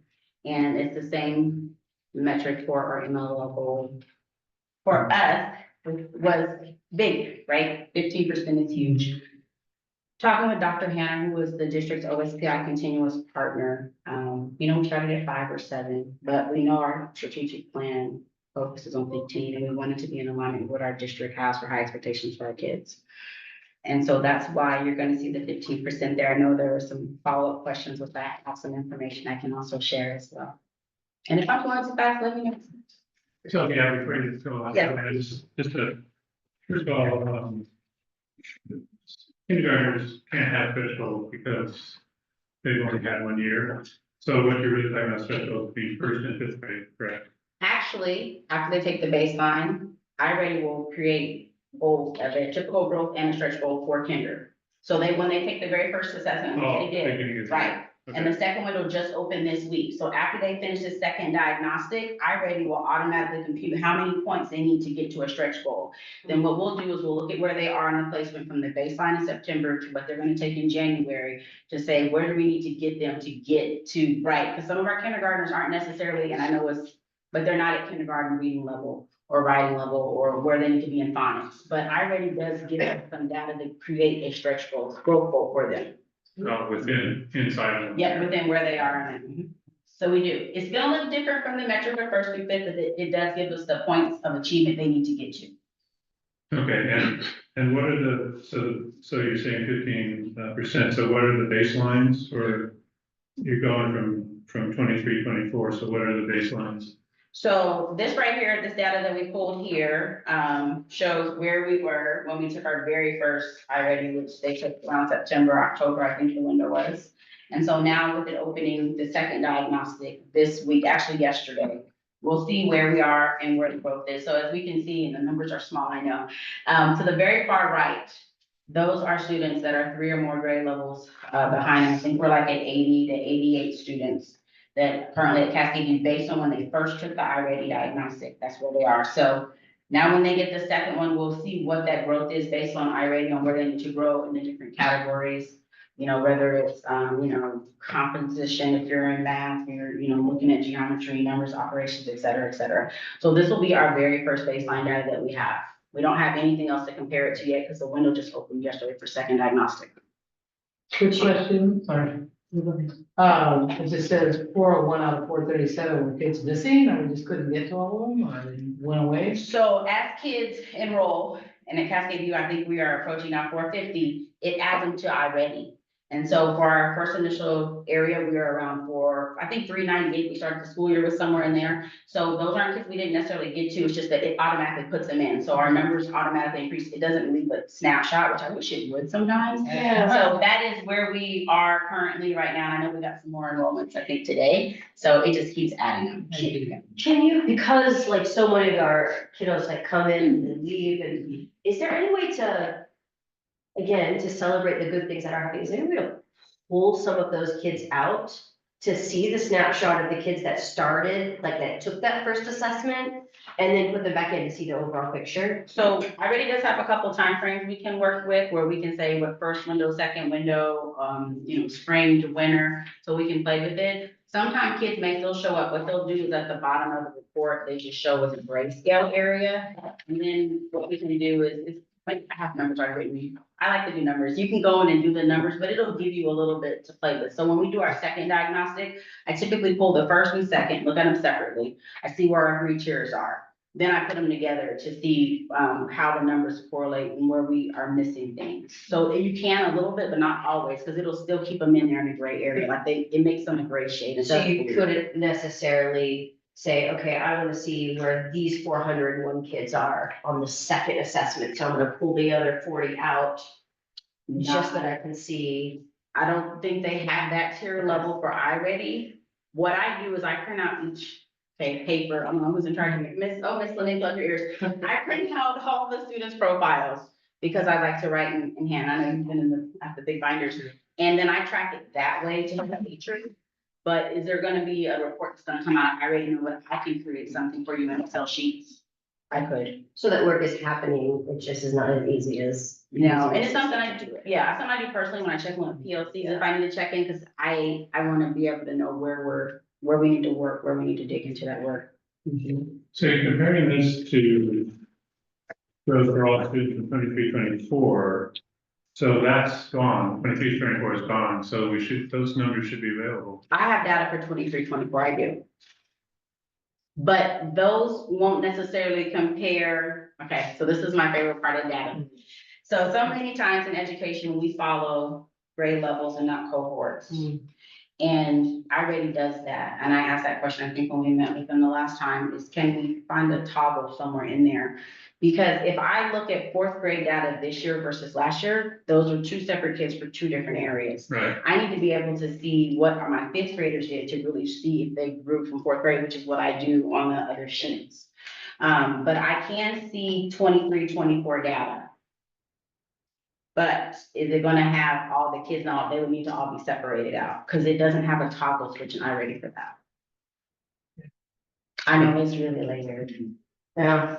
But you can still, I can look at- you can get the stretch goal for 23-24 for each student that was there and is going to be here, well, it's still there. You can filter out the students that aren't there, and then, because I'm just trying to, I mean, if we say 15% stretch goal for 23-24, we need a baseline. And we usually take their baseline whenever we have like our, I don't know, what are they called? Our meetings or our evaluations. And then we take where the growth is, and then that's how we calculate if they've made that 15% or not. iReady doesn't necessarily break it down by 10, 15, 20%. They'll say that the student make their individual stretch goal, which it may not be 15%. For some kids, it might be 22%. Some kids, it may be 5%. So as principals, we have to go back and figure out collectively, did 3rd, 4th, and 5th, right, based on a strategic plan, make the 15%. So that's an added layer that iReady doesn't give us. We have to dig into that because they do it based on each individual student. Their stretch goal is based on each student, not as a plain benchmark. Right, so the individual student that made their stretch goal, but they didn't, that's a binary. And then you just add it up. It can be, but it depends. When we talk to, well, I do with you, but like, we go by grade level, not necessarily the individual student. So when I present to him, I'm usually talking about did this grade level meet that 15% growth? And then I have the breakdown of each individual. Okay, I guess I need Maybe to use because that's not my understanding of how it works, but okay, go ahead. Okay, maybe I'm explaining. No, I think so. We could dig more into that, wherever the interest is for that, we can dig into that. Okay. Maybe that conversation, we can bring training on. Right. Yeah. Yeah, it's It's layered. complicated, there's so much like. And I'll just say it's layered and even so where what, year 3, right? That's iReady. Year 2 of iReady. I think what's really important is to remember is that we're learning too. Yeah. It's complex, it's complicated, and but it's very interesting to see how people embrace it, so but it does give us a lot of information, definitely. So like, for example, in the report, it'll say, like, I have it disaggregated, I do race, and it goes by sex of female and male, that's what it's called in iReady. We can do special education, we can do IEPs, 504s. It'll tell me the percentage of whether it's, it'll say I break it down by race, like right here, I have Asian in front of me. So it says 35% of students that identified as Asian, that means they have met their stretch growth goal, right, as of for 23-24. And what that breaks down to is 44.45, so almost 45 students last year. And out of that 44, if you look at the data, we had 127. So 127 Cascade students identified as Asian, and 45 of them met their stretch growth goal last year for 23-24. I like data, so, and that's the extra stuff that iReady doesn't give me. So if you're interested in those numbers, I can give them to you, so we can see overall, and I also have it by grade level as well as if you want to see for MLL, since that's one of our focuses this year. It gives me that, but when I look at it overall for each student, I need to go in either and print their profiles, or I need to go and do some work to make sure where that is if they're hitting the 15%.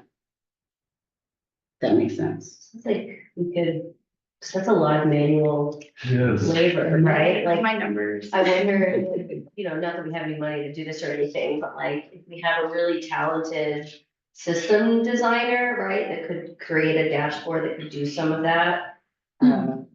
Well, and I mean, I've talked to some of the iReady, I mean, we could get iReady folks to work if there's some things that we need.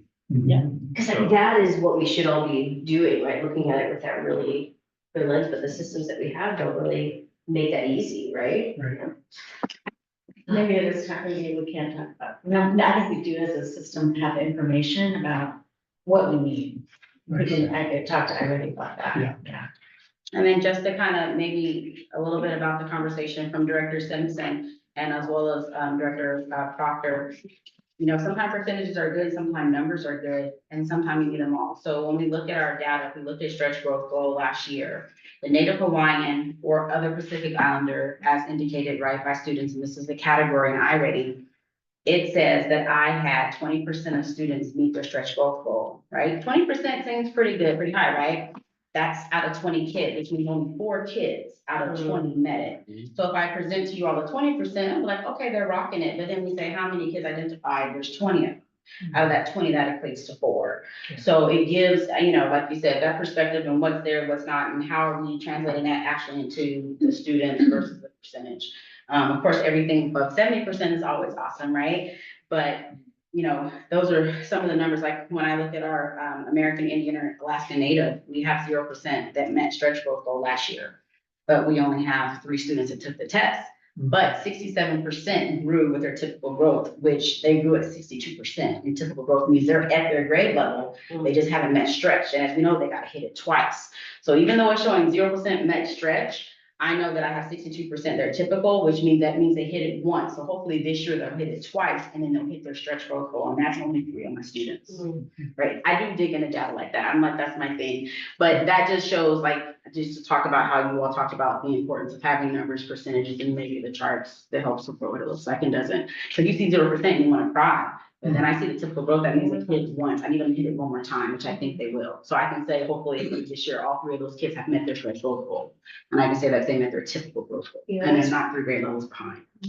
That speaks a little bit to the question I asked earlier about how you use those different data points to support each other. So thank you for providing that example. Sorry, I'm gonna get on text. Okay, let me get on text. I like data though, so. All right, same thing, you'll see this is our iReady math level placement data for this year, right? So I was giving you all 23, 24, because I know I had a question about what that looked like. We're looking at updates, and since the second window just opened and I can't give you that diagnostic like I typically do. The one thing I will tell you between our placements that I'm seeing is that our math numbers are better than our reading, and usually it's flip-flopped. And one thing that I think you can attribute to that is the implementation of our iReady math curriculum. Last year, I had multiple teachers that piloted it, like grade level wise. And then before that, we did almost a 2-year pilot, you know, they did it again. And I think that the increase in the numbers of kids and where they are in iReady is because it correlates with their curriculum. So it'll be interesting to see what happens with diagnostic 2 and 3, but I do see that improvement. I just want to throw that out there. Yeah, that has happened before. The last time we did a math curriculum in the elementaries a number of years ago, we saw very quickly the improvement. Yeah, it jumps out at me. Because it just aligns, I mean, once you have a well-aligned curriculum with this, with the standards, then it works. The other thing I want to say about iReady is this year, Ms. Fleming, I'm printing paper. So at the end of every week, I print out the individualized, personalized summaries for the building, not individual students, for kindergarten through fifth grade. And what it does is it shows the amount of time that Chief Whitbeck talked about in students learning and then the reading. And so iReady recommends 30 to 45 minutes per subject. And what we're seeing is we're hitting that 30 to 45 minute mark. And I think that's something that we'll see hopefully in the second diagnostic. And I think it's important as a school that we have it before us in math and reading. And I typically print it out in grades. Sometimes I re-grade. It just depends how many sheets. If it says 8, I will go with the one that's left. And I double-sided. But it's important for us just to have that data because sometimes, right, we mention it and it gets lost in an email. But now, and teachers have a folder, we keep it in. And we can look and see what that looks like and what's the correlation each month of lessons versus where they're going in iReady, right? Because I know I started this year with 88 students that were in the red, 3 grade levels are behind in, I want to say reading, and then I think math was 72 or so. So as we go through, we'll see what that progress looks like, and hopefully we get 3 grade levels, hopefully at least to 1 grade level, and can hit that stretch goal. Our SIP discipline goal plan, basically kind of the same language as I read earlier, except we implement the anti-racist part of enforcing anti-bias discipline. And last year we had 561 incidences, referrals that were turned in Cascade View. And I know when you all were there in April, we were on that slide for a while. I have a little checker to show you all what it looked like each month. And I shared my concerns. You all asked some great questions. And I felt like it was important to call out that number. 561 referrals is a lot, and it's heavy. So our goal this year was to reduce our discipline reports by 25%, focusing on minimizing exclusionary practices and disproportionality affecting marginalized students. And, you know, we just have to call it out. Our Black and brown students are, you know, Latino, Latina, our Black African-American students, they had a lot of referrals as we've seen last year. And so this year, we're excited because our referrals are not where they were last year. I know in one of the board questions, there was a question about, and I know from the next slide, about the risk index. And the risk index is what SWIS, which is the program we use in the district to put all the referrals in that they use. And the risk index is important because what it does is it calculates the score, the likelihood of a student receiving a referral based on demographics, race, or ethnicity. And so the risk index right now, it does have African-American, Black or African-American students identified at about 20% at risk of receiving a referral. But, and this is a big but, because I wish y'all were at 0%, is when we look at where our referral data would be last year from September to December this time, we had 215 referrals that had already been written. As of today, we are at 82 referrals. I would have loved it to be at 0, but 82 from 215 is huge. We have a few more maybe from December that still need to be put in. It's a little bit of work to get them typed in and get things done. December's a short month. We just returned back from break last week. But for us to be at 82 referrals is a celebration. A lot of these referrals are marked as FYI, which I bought a copy if you want. This is our district referral form. And they have an option of FYI, which is document only, a major and minor. The reason that FYI is a celebration, and as you see is noted up there, is it's just the staff members letting us know that something happened, right? And so there's a possibility we need to think about what does our wraparound systems look like? So let's say a kid's doing something that's not harmful, it's not hurtful, but they're doing something that's not part of our expectations. You know, maybe we need to have a care team meeting. Maybe we need to have a check-in, check-out system. Maybe we need to have them meet with the social worker a little bit more. And so last year, as you all see in that data, we had a lot of majors and minors. We had a lot of exclusionary practices where students were suspended and or expelled based on, you know, weapons or major fighting. Versus this year, teachers are having the restorative conversations. We're coming together as a team and we're really digging into what it looks like. But I think, and I'll come to it later, but one of our big things of celebrations is the implementation of what we've done. And supporting an incentive-based program. So last year we did a tier fidelity test with Dr. Hannah and Dr. Tori Snyder Hazelton from OSPI with our leadership team to see where are our gaps, where are our areas, where can we improve, what does it look like, what doesn't it look like? You know, the four questions. If you're doing it right, how do you know? If you're not doing it right, what will you do differently? And so I had this idea this summer. After that, I bought a bunch of tokens that look like this. And I had a plan. I was gonna hand all these beautiful tokens to the kids. And some staff came to me and they had a plan. And the plan ended up being our positive, right? PAWRS for Cougars. Odd.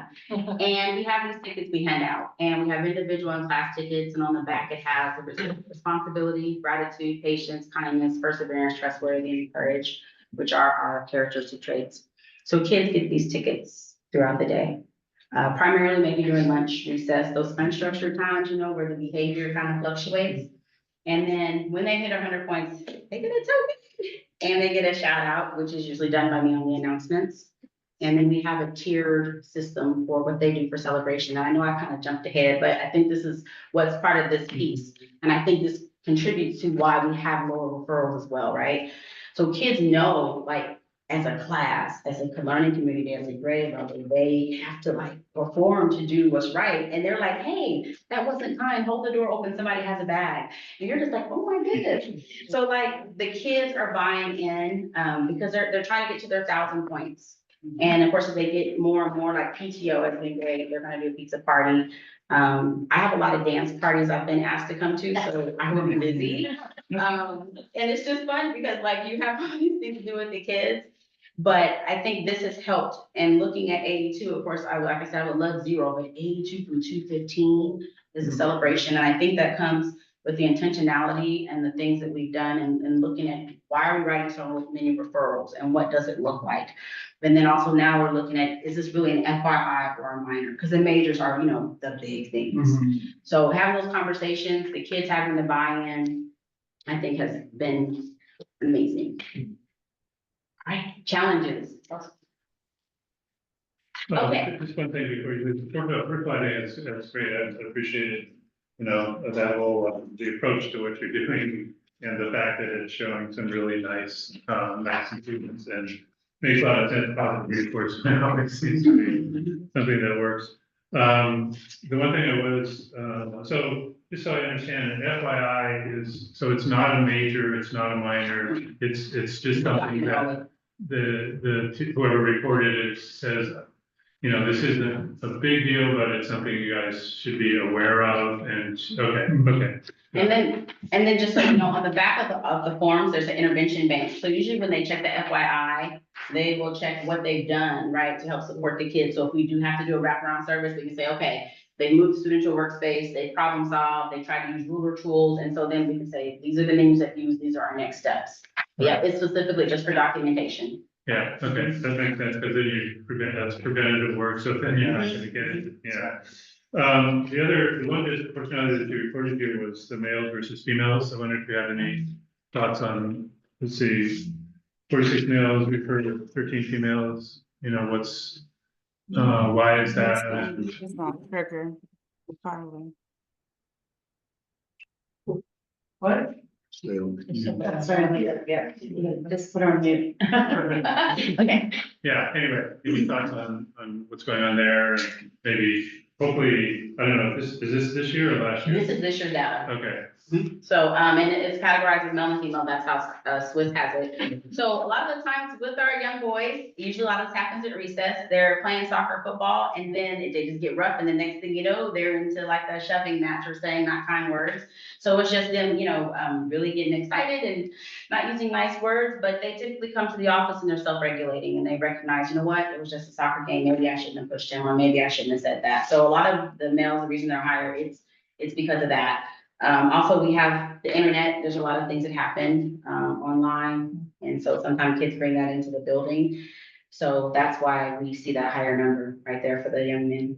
And those are like unique individuals, right? There's some like 46 that only include one kid or the other. No, 46 individuals, not just one. Do you have paper flyers? Not really this year. Good. Yeah, usually they have that conversation, they recognize what's going on, you know, if they're thinking about the tokens. Yeah. Right, we never take tokens back, by the way, or tickets back. but they want to continue to make sure they get the check marks on the things that they're doing. Cool, positive. But nothing heavy, nothing that's ongoing right now at this time. Yeah. All right, challenges. I'm looking at the clock. Here we go. So staffing, I know y'all hear this a lot. I won't stay on it long, but staffing, you know, is in an area where we need some more support. I heard you say you were already in Olympia. I'll be in Olympia on the Hill at the end of the month for the PES for advocating for money and everything for districts as well. Specifically, which staffing, I mean, you're thinking. Staffing, teachers, rotation specialists, ESPs. So our ESPs were cut a lot, and so what ended up happening in phase 3 where we had a lot of other ESPs from other buildings, from middle school and elementary, Cascade View. And we also had our interventionists, they were moved into classroom roles. Our librarians were moved into classroom roles. And it impacted a lot of the things that we used to do and normally do in our buildings, which supports NTSS on our interventions. The push-in is tough when you're working with 3 ESPs and we're approaching 450 kids. And I have multiple sections of grade levels. So in some grade levels, I have 4 sections when I think about my dual language courses. And if I have 3 ESPs, how can they push into 4 classes at the time, right, where it's designated for intervention? So we've had to be creative. And so it's not always during an intervention block. Sometimes they may push in during math and then maybe intervention in another grade level, because we don't have enough bodies to even equal the amount of sections per grade level for teachers. And it's also heavy because the ESPs also need their breaks and their lunches. And so it's, how do we make this work between 8:50 and 3 o'clock or 3:30, because ESPs are 8:30, they have different times and starts. So we need staffing in ESPs. ESPs are the ones that supervise our AM recess, and they also supervise our lunches. And so they usually have a pretty tight back-to-back schedule to ensure that they're providing, you know, safe supervisions for our kids. And at Cascade View, if you have not been there, we have a nice lovely walkway up to our playground. And we have some playground equipment. We have the furthest point from the cafeteria to the playground. And so it takes a while. And our ESPs have been phenomenal this year. We know we need to have 20 minutes of seat time and for lunch, and we have a 30-minute block that we use. But getting the kids there, and if you're working with 3 ESPs to do lunches for almost 450 kids is a lot. We would love to have 8, but if we could have 6, that would be great. I know the state has, you know, laws and legislature, you know, the celebration was having each district have at least 2 ESPs and that they will be funded. But for someone like Tukwila, that's not an equity thing. And they think it's a quality across the board, and that's not it. So we need more support that supports the students, because our ESPs give the additional supports for what the kids need outside of the teachers in the classroom. Staffing is impacted also with the reduction of staff members. Our classroom sizes are bigger. We have a lot of overage that are taking place. HR has been amazing in trying to find support, whether it's substitutes or what we can do. At Cascade View, we ended up with the K1 split, which is not ideal. And a staff member we had a couple staff members move from other buildings to Cascade View to support our growing enrollment. So needing more teachers to support the amount of students. My 2nd grade classes, I think we are approaching 30 kids in the classroom. I think we're at 27, I think in 2nd grade right now. My 5th grade classes are full. We're approaching 30 as well. So the classrooms and we keep getting registrations. Kinder, they're growing as well. So what does staffing look like to support teachers being able to have the close to 17 as possible? We understand it's an average across the district. But in my classrooms, you're not going to see 17 kids in a classroom when you come to Cascade View. HR had to move several staff members to Cascade View to try to support the number.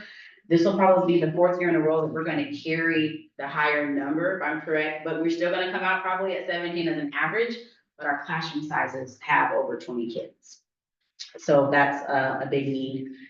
Interpretation translation, last year we had Portuguese as a new language. And so if we could maybe find a family liaison that could support that.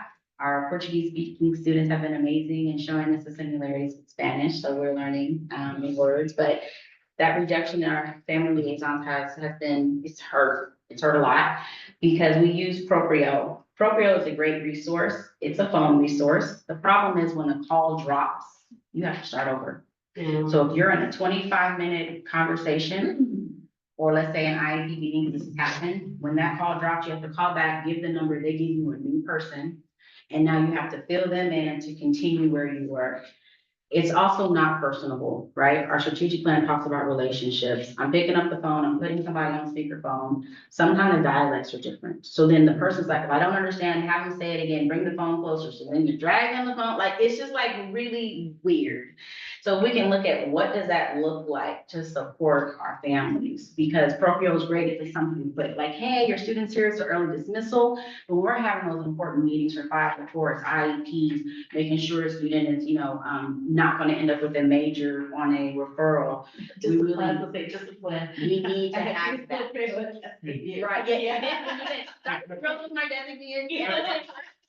So she got that experience. And it's just, what does that look like? I mean, it's just really impersonable at times. And if we can look at what those services look like, social emotional supports, we need more social workers, we need more counselors. At the elementary level, we have social workers. And our kids need it. Ms. Tammy's phenomenal in working with groups and bringing them in. I know there's been talk about a district-wide screener, which I think goes to some of the questions you talked about earlier with the CEE data and the belongingness. Cascade View currently doesn't have a screener, it does cost money.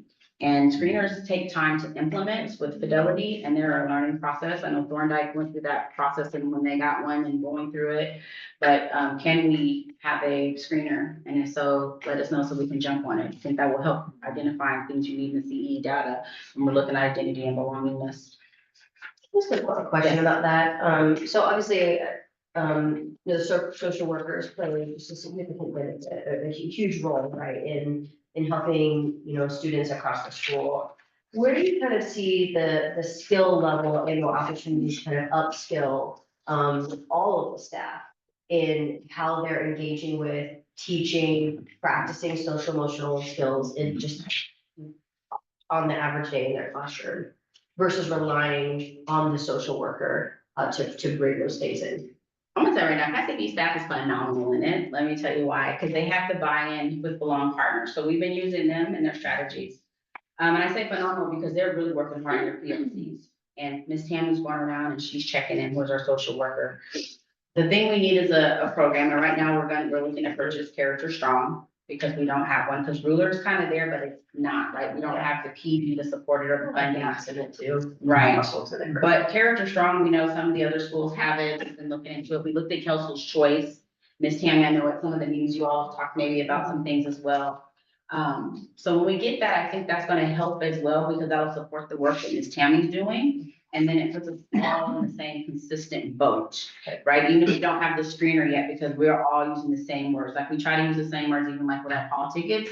Like instead of say, don't run, please slow down, right? But we want to have that consistency. I think that they're doing a good job with what they have, but we need more resources and we need more support. And it's not free and it's not perfect, I'll tell you that now. But I think the Cascade View staff has been phenomenal in dealing with some of the things they've had to and balancing out. Ms. Tammy, supporting even with 5th grade camp, she's going up and coming down and checking on them to make sure she's there, so. But yeah, we still need some next steps, and maybe Character Strong will be that thing, and then maybe when we get the screener, we can really dig into it. I use Character Strong in one of my schools, so we'd love to hear more. Let's see, my favorite traffic tip. Every year I use this, hear the laughter. If you have not been to Cascade View, please come on down in the morning. And if you want to try to leave in the afternoon and think you're going to walk out the door at 2:45, good luck. So our main streets are 32nd Avenue, which is right in front of our school. It is the main street. We have no school zone sign at all. And I don't understand how that works. The city of Tukwila, every time they come out, they're always like, how do you not have school zone sign? I don't know. Right. So how to fix it? And I've been in multiple meetings with them, and every time we get close and we're on the list of the election or a change of board members or something happens. But the reality is, it is a huge safety issue. A lot of parents that are enrolling, they're like, we didn't know it was a school till we got here because there's no school zone sign. Our school zone flashes are in the community by the houses. At my house. Yeah, And they don't pay any there's attention. nothing, like, until you come up, you're like, oh, I'm at this school.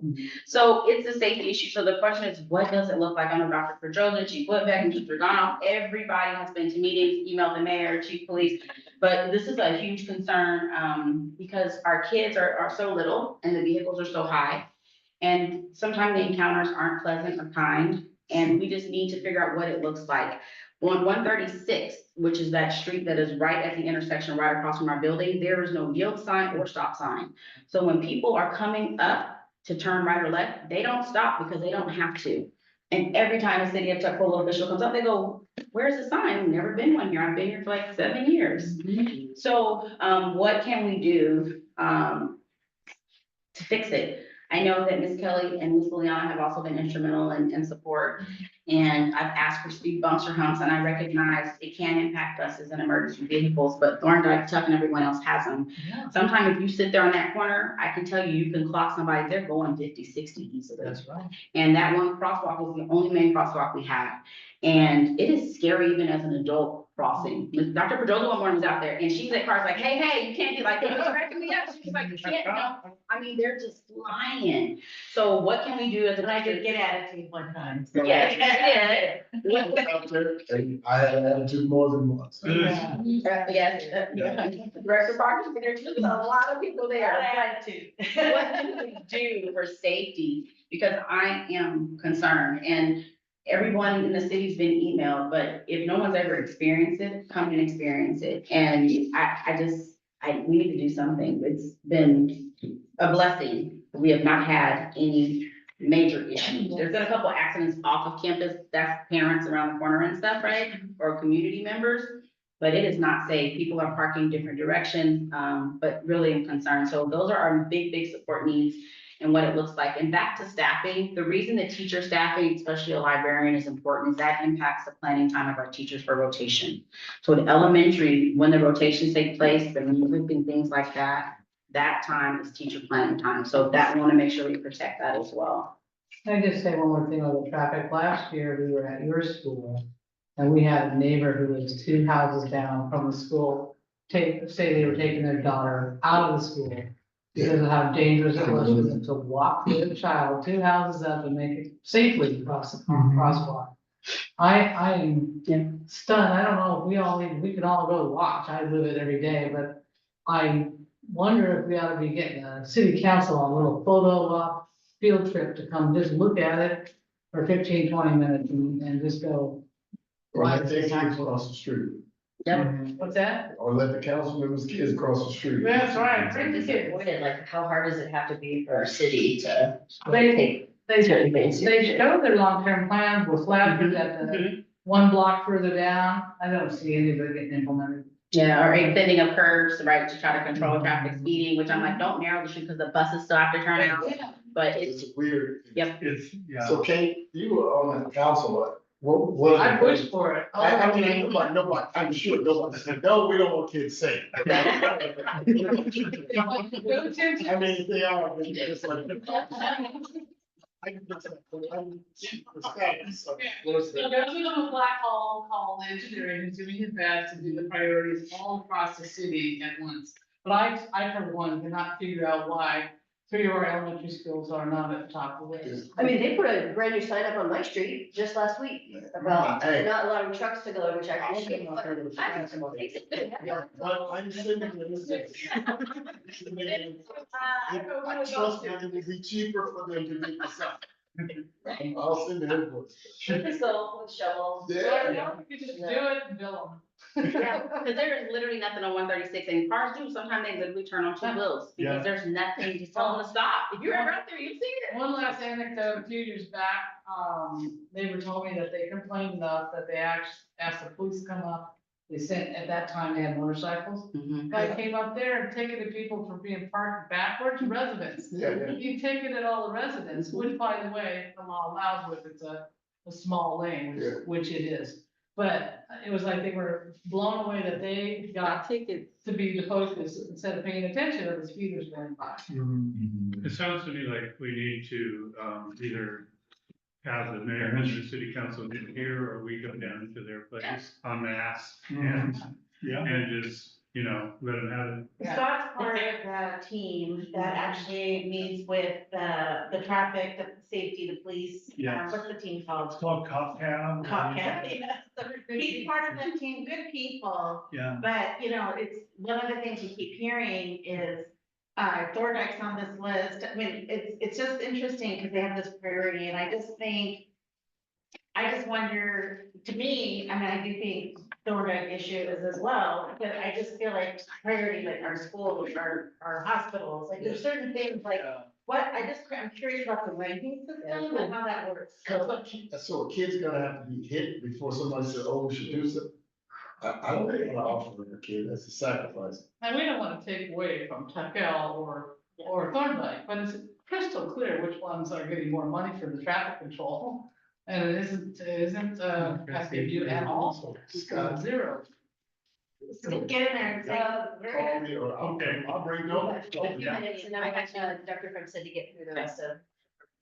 I got you, here we go. All right, successes, street data, this is what leadership worked with last year. So digging back into that, I think a lot of our success this year comes from, there's a chapter called Deep Listening, of course, stands for School Transformation. So it's about how are you an active listener? What does that look like? Looking at the difference between equity tropes and traps. And last but not least, what are the levels of data, right? The high level, the middle, the finite. That's where I think we're seeing some improvement. Our CACAU teams, this is a reset this year, and it is the teachers and their voice. And I am so glad to have their ideas and their creativity. Our site leadership team, it includes multiple levels. It's not just grade levels. And we have like our district coach team member on there, our sale team, right? We're running with our tokens and our incentives. Our MTSS team, digging into that higher level of data, which I said we're looking at our second tier ability coming up possibly in the spring. Our assembly team, which is a recognition of our Cougars, which we already had our really big first assembly when we're looking at Cougar Citizenship Awards and families came. And then our site safety team, which is also tied into what district is doing and making sure we have our emergency preparedness, safety goals, all those things. We're doing our monthly drills. So I'm just giving you a quick overview. If you ever have questions, I can give you more stuff. Our learning community is our other big success. CACAU families, we can't do it without them. Our families are instrumental in all the work that we do, right? We wouldn't be here without our families. Our dual language classrooms, because they're not siloed, they're participating in other classes. The kids are, they go to recess together, they go to lunch together. So we have the kinder and first grade, next year we'll add second. That's a huge celebration. So Ms. Ramirez and Dr. Archer Conroy, and then our parent teacher organization, our PTO. When I first got to CACAU, there wasn't really a PTA or PTO, and now we have a pretty strong PTO. There's monthly events, there's a bunch of family engagement. We just had another winter craft fair, which was amazing. I always shop way too much when I go and eat way too much when I go. We always dance, we always end up dancing at the craft fairs, and those are held on Saturdays. And at the end of the day, last but not least, our staff, our ESPs, our teachers, our custodians, everyone that's in our building, food service, they are the success of who we are. I can't do my roles without them. They're inspirational, they're motivational, they have a heart for the kids, their passion, their dedication. They are amazing. Our next steps for me is, the big one is just the continuing the partnership with OSPI and communication. Coming up soon is our mid-year review, progress review, and then our end of year progress review. In the center of it all is a progress monitoring. So we're looking at the attendance data, we're looking at our discipline data, we're digging into the SIP goals. What does it look like for iReady? How do we know if we're going to reach those goals? What metrics are in place? Once again, going back to the 4, right? If you're doing it well, what will you do now to continue? If you're not doing it well, then how are you going to fix it? And how do you know you're doing it well? And then, those progress monitoring. Today I met again with Dr. Hannah. We meet usually once or twice monthly to go over the goals to make sure that we're on track based on the list of data and the framework. And something else I'm implementing for me when I think about reflective pieces is continuing that conversation with our families. Director Larson's probably aware, but when it comes to our SBA, parents have a refusal. It's not, OSPI does not see it as an opt-out. They see it as a refusal. So what happens is when parents refuse, it is reflected in our accountability index. They still count the students as if they took the test, but of course they're going to show no progress. So what does that look like in talking with families, to partner with them to let them know, yes, you have a choice for a refusal, but your kid, if they take this test, then we can do A, B, and C. We can support here and there, right? Because we had a lot of students that did opt out last year, and we can tell in our accountability index the numbers. Because when we take those kids that did not meet proficiency because they opted out, because OSPI does not disaggregate that data, there's not state legislation for this. I was like, oh my goodness, we would have hit the threshold we needed for where we are at the type of school. And I think this goes across for all of our schools because of the fact that OSPI sees it as a refusal and it still counts. Doesn't impact the student or their grade, but it does impact accountability index. And so for our kids to continue to meet those goals and whether it's a stretch goal or whether it's a social emotional goal, just making sure that I have that partnership and communication with families so they know like, this is safe, right? It's okay, right? But it's also okay if you don't want your kid to take the assessment, right? Because assessments are heavy and like you said, it could just be a bad day, you know, or maybe they didn't get enough to sleep, or maybe they wanted extra Pop-Tart or breakfast or something in the cafeteria. But I think that's also going to go into what this progress monitoring looks like, because for us to have true data, we need to be able to assess if we have 450 kids, assess our 450 kids. So with that being said, that's kind of my presentation, look at the clock, okay? And so thank you for your time, and then if you have any questions, let me know. If you need any more disaggregated data for other MLL students and where they are, if they met stretch goal or not, I have the percentages, the numbers. But I just have to say that at the end of the day, Cascade View is a special place. It's special because number one, if you ever come at sunrise, you get to see Cascades, right? And you get to see the sunrise, but it's special because of our communities. It's special because of our families and our kids. And I'm super excited to see all the growth they're doing this year because it's already in the data. So thank you so much. Thank you. So while you do that, we do have a public comment opportunity, which we have to leave space for. So if you are online and would like to offer any public comment, you can do so by raising your hand. Looking at the folks that are online feels potentially unlikely, but gonna leave that space just in case. I'll give you about 30 seconds to identify and confirming there's no one here in person to offer any public comment.